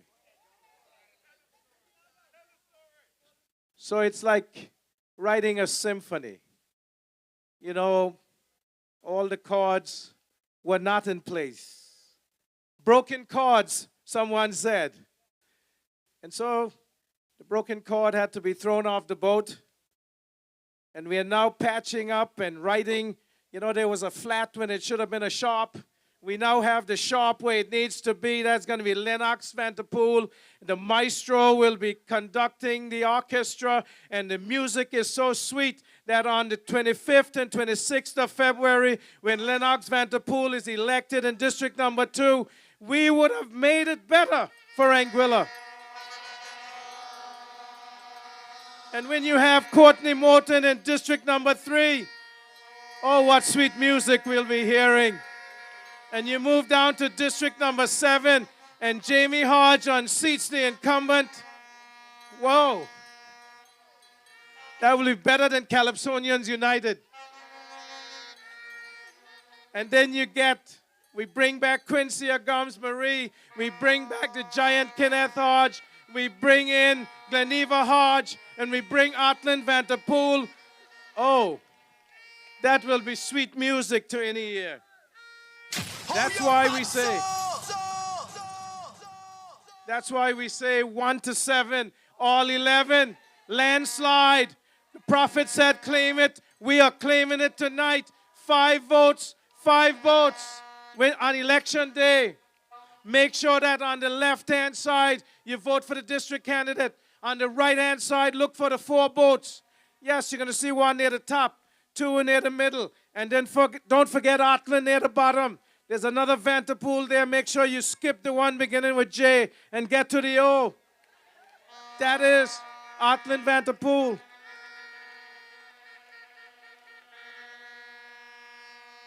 Somebody said earlier tonight, forget family. Let's not split the vote because we need all 11 in the house. That's will keep Anguilla on track. They're scared of that. They're running scared, and that's why they're bringing out lies and innuendos and misrepresentation, misconception. Whatever myth there is, they're coming with. Oh.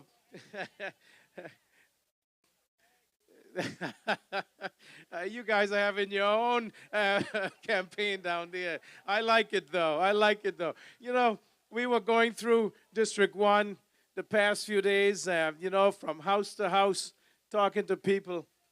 And there's so much enthusiasm. There's so much enthusiasm for this Anguilla progressive movement. I heard one person say, a farmer, he said, he has never felt that someone, a minister, cared about farming as much as Minister Quincy Gums Marie does. He said, this is what Anguilla needed 30 years ago. And if we had had this type of enthusiasm, this type of comprehension of what farming should be by a minister, Anguilla would be so far ahead, we would be producing over 50% of what we need in food. This is what Anguilla needs now. This APM administration is a God-fearing administration. And God elects governments at the right time to do the right thing. And that is what we are doing. So in Nehemiah chapter 2 and verse 18, when it says, let us rise up and build. So they strengthen their hands for the good work. Good work deserves more work.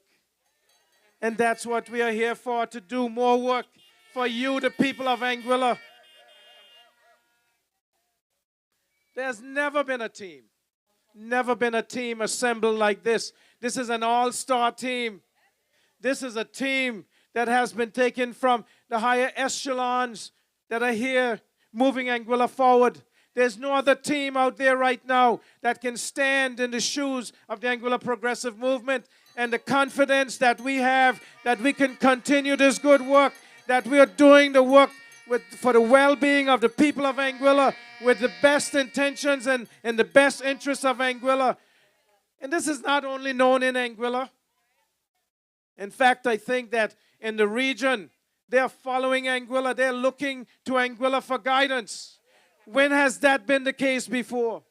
And internationally, they welcome when Anguilla is up on the stage or in panel discussions because they know that they'll get thoughtful discussion. They'll get competent representation.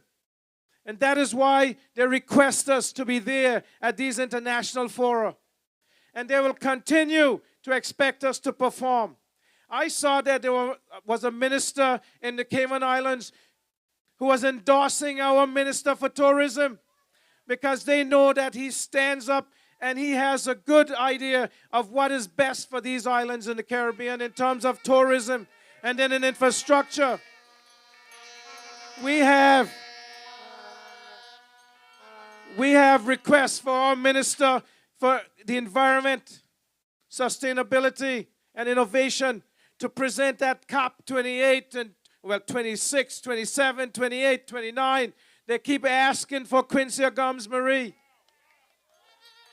because they know that they're getting thoughtful leadership and thoughtful representation. You can take that to the bank. And when they have education conferences, they're asking for Minister Deanne Kentish-Rogers because they know that she is the best education minister that Anguilla has and maybe in the Caribbean. And when they have need for constitutional reform and discussions on the Constitution and decolonization. They asked for our giant Kenneth Hodge, the Minister for Home Affairs, because they know that he brings thoughtful discussion. That is what the APM stands for. Competence. That is why we are here. I don't talk about myself because we're not going to do that. Because you hear the noisemakers on the radio, those who are running in District Number 1, they go out and they say things, and they know that they can't substantiate what they say, and so they make it up. But we do know that when she was in the House of Assembly, I heard them say that she didn't take a salary, but she wanted to be named the leader of the opposition when there was only one opposition so she could get a higher salary. So don't tell me that she didn't take a salary. I'll leave it alone. We will deal with that on election day. There's so much that we can say, so much. But I know that you just want to get out there on the 25th and 26th, and you want to shade that circle next to the boat. All 5 boats. 5 votes, 5 votes. That's what you want to do. You know that this team, as I said, is a great team. And so I want you, on election day, to go out and vote for the vote in District Number 2. I want you to vote for Lennox Vanterpool. You know him as a person. You know him when he's in church playing the piano. You know when he's leading all the different orchestras and chorales. You know that here and abroad, his name is respected. His talent is even more respected. That is who we need to represent us in District Number 2 and in the House and in the halls of government. So vote for Lennox Vanterpool on election day.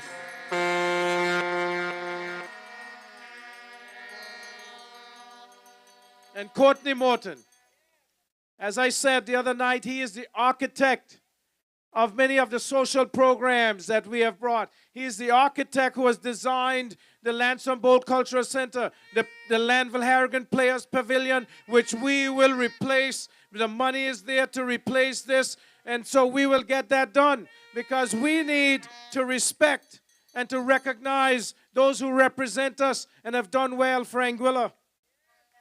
So vote for Courtney Morton in District Number 3 and free District Number 3. What can I say about Deanne Kentish-Rogers? What they say that she's small but Talawa? I mean, in Ray Hill, she stood up to those who were bullying her. She stood up to those who wanted her to change course. She stood up to those who wanted her to take the ship off track. And she said, I am here to represent the people of District Number 4. I am here to represent Anguilla, and I will not be deterred. If you, the people, want to take me out, then you take me out. But until you do that, and we know they're not going to do that, because they're asking her to come back on February 25th and 26th. They will re-elect Deanne Kentish-Rogers so that she can continue the great work.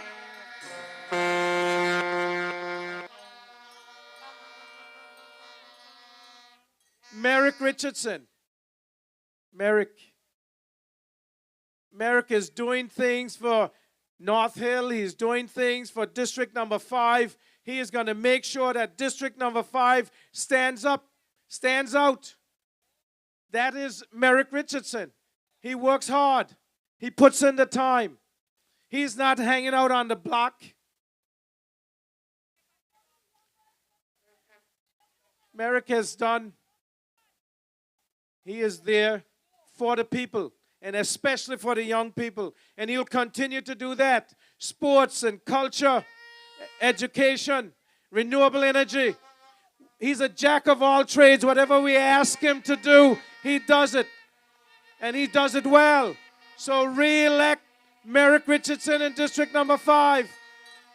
North Hill, Sand the Ground, Back Street, South Hill. There's only one choice. Now I mentioned Hayden Hughes. In district number 6, the other night somebody wrote me and they asked me if I was ready for the debate, the leadership debate. So I said that I was temporarily a resident of district number 6 for that night because I would be sharing licks. And I want you guys to determine if I did. Because Hayden Hughes, infrastructure and tourism. I've never seen someone who's so committed, dedicated to making it happen. And when we say it's going to be done, it gets done. We don't make promises and not keep them. He is leading on that to get the work done. He's going to pave all the dirt roads, but he's continuing with infrastructure projects. We're going to get four-story buildings to house government offices. This is time to do that. It is time that we bring it all together. He is making sure that the TVET Center at the new high school, that gets built. You know, we got slowed down in procurement, but it is now coming through. We will get that TVET Center that should have been built already. But do you know that in phase 1 for the new campus Q, it was not included. The science block, it was not funded. We had to make sure that we found the funds to do that. And we had to make sure we found the funds to do TVET. And we are finding the funds to do the playground. They talk about it and say it's not done, but they didn't make any way to have it done. But we will get it done because we say we're going to do it, we do it. And we get to district number 7. And the representatives from there still missing. We've put out APBs. We've put garbage in the road to see if he would pick it up so that we would know where he's going to be. We still haven't found him. Jamie Hodge is going to replace him. And you, the people of district number 7, you're going to vote for Jamie Hodge. True representation for district 7. The bread basket would once again be producing. The people will be represented. You will get the services you need in district number 7. Bring home Jamie Hodge on the 25th and 26th of February.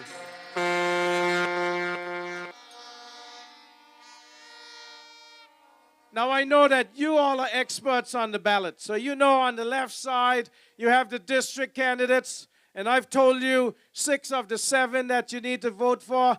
I don't talk about myself, but I know that District 1 knows that on that day, 25th and 26th of February, that when you look on the left side of your ballot and you see the 4 candidates running, there's only one candidate that can stand up to whatever we have met when we went into government in 2020. And in 2025, we have a smooth sailing ship led by your captain, Dr. Ellis Lorenzo Webster. I will be at the tiller, and you will vote next to the boat for Ellis Lorenzo Webster on the left side of the ballot. For clear-headed, for steady-handed leadership, vote for Ellis Lorenzo Webster. And we will bring Ship Anguilla home. And then on the right side of the ballot, I want you to look down the list of names. And even if you don't remember the names, just look for the symbol, the boat, and the boat is cut in water as you look at it. She is sailing firm. You will see Quincy Gomes Marie. The boat, shade in the circle. And you know that Quincy Gomes Marie, as I said, she is competent. She is caring. She will make sure that you continue. The farmers love her. Everywhere I've gone, the farmers say she is doing a great work. She is doing what should have been done before. And when she was parliamentary secretary under a minister, her hands were tied to get things done. Now that she's a minister, she's getting those same things done that should have been done. Fishing and farming. we will get those done with Minister Quincy Gomes-Marie. And then just a few names below that. Gleneva Hodge. She has come along, representing the interests of women and children. You know, in the SDGs, number 6 says gender equality. We are moving towards gender equality. We have 3 out of 11 candidates that are female.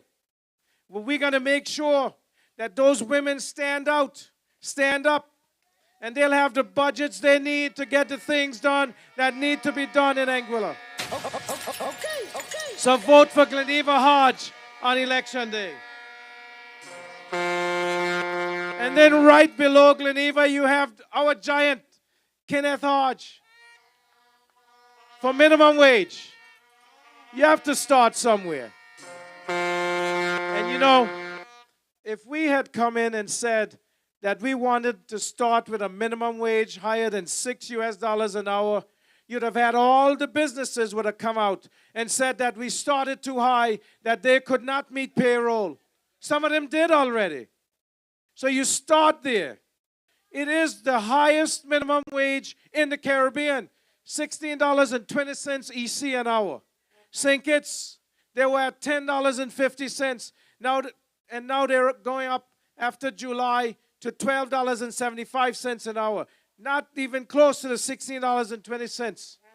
But the minister, who's always progressive, he says, we're going to change this into a livable wage. And that livable wage will be higher. But you had to start somewhere. And unlike the AUF that was going to start the GST high at 17%, when we started at 13%, and we know that we will go lower as we build up enough data that we can afford it. The minister started at 6%, and that will go up. That is what is good representation. But on top of that, he's already formed a private pensions committee that will look at pensions for the private sector. And that is something that we need. That is something that the minister knows is necessary. And he has labor reforms and immigration reforms. And the Labor Relations Act that I described as Swiss cheese, he's going to fill in those holes in the next term.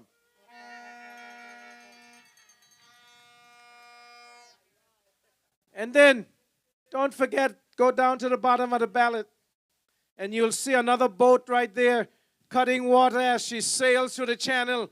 Atlan Vanterpool, the boat. Atlan is known to you. And the Bible says, by their fruits you will know them. Atlan has been working and farming and with fishing for the longest time.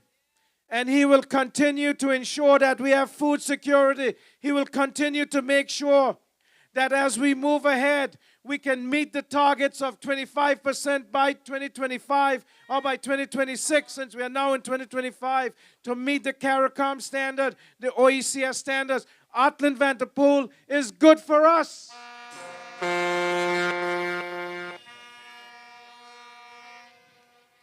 And you know that the people from District 1 started a revolution. And Atlan is from District 1, so he'll continue that revolution that the minister, Quincy Gomes-Marie, started. Atlan will continue that for the people. So we just said 1 to 7, all 11, 5 votes. 5 votes. So if you want to keep Anguilla on the right path, cutting through the water in a steady stream, if you want to keep the wind in our sails, you have to vote APM. 1 to 7, all 11. If you want to continue to reduce the debt so that our children are not paying for bad decision after bad decision, keep the AUF out. Keep Art at home and vote for the Anguilla Progressive Movement. 5 votes, 1 to 7, all 11. If you want to continue education reform, if you want to continue expansions in fishing and farming, if you want to continue to develop our healthcare and sports tourism and medical tourism and a new state-of-the-art medical center, you have to vote for the Anguilla Progressive Movement. 1 to 7, all 11. 5 votes, 5 votes. And if you want to help the former representative for District number 5 keep her senior shield, then you have to vote for Merrick Richardson down in 5, and you have to vote for all 11 candidates of the Anguilla Progressive Movement.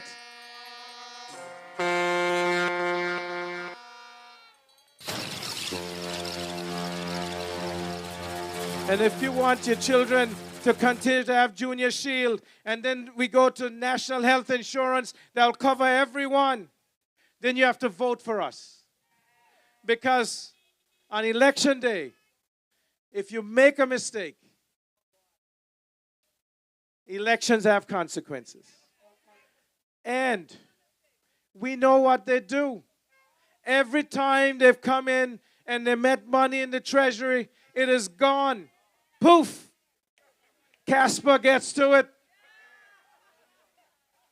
We know what happened in the Health Authority of Anguilla. Year after year, they could not get unqualified audits because there was money that was unaccounted for. And this was 2 different accounting firms that found that out. And so they can't come after us because they know this is true.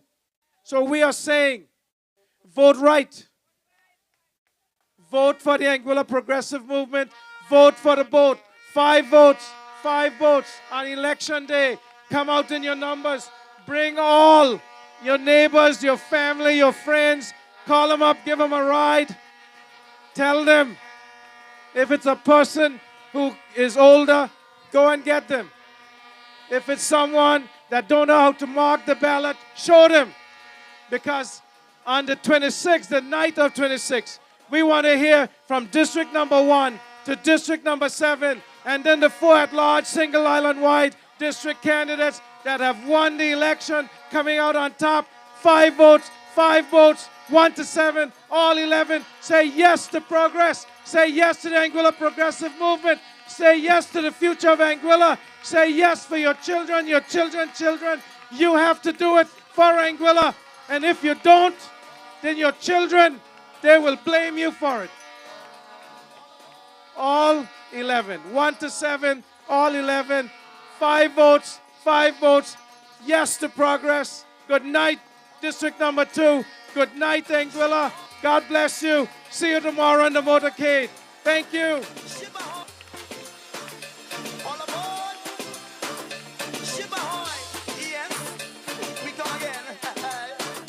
Before you leave, folks, let me remind you about tomorrow.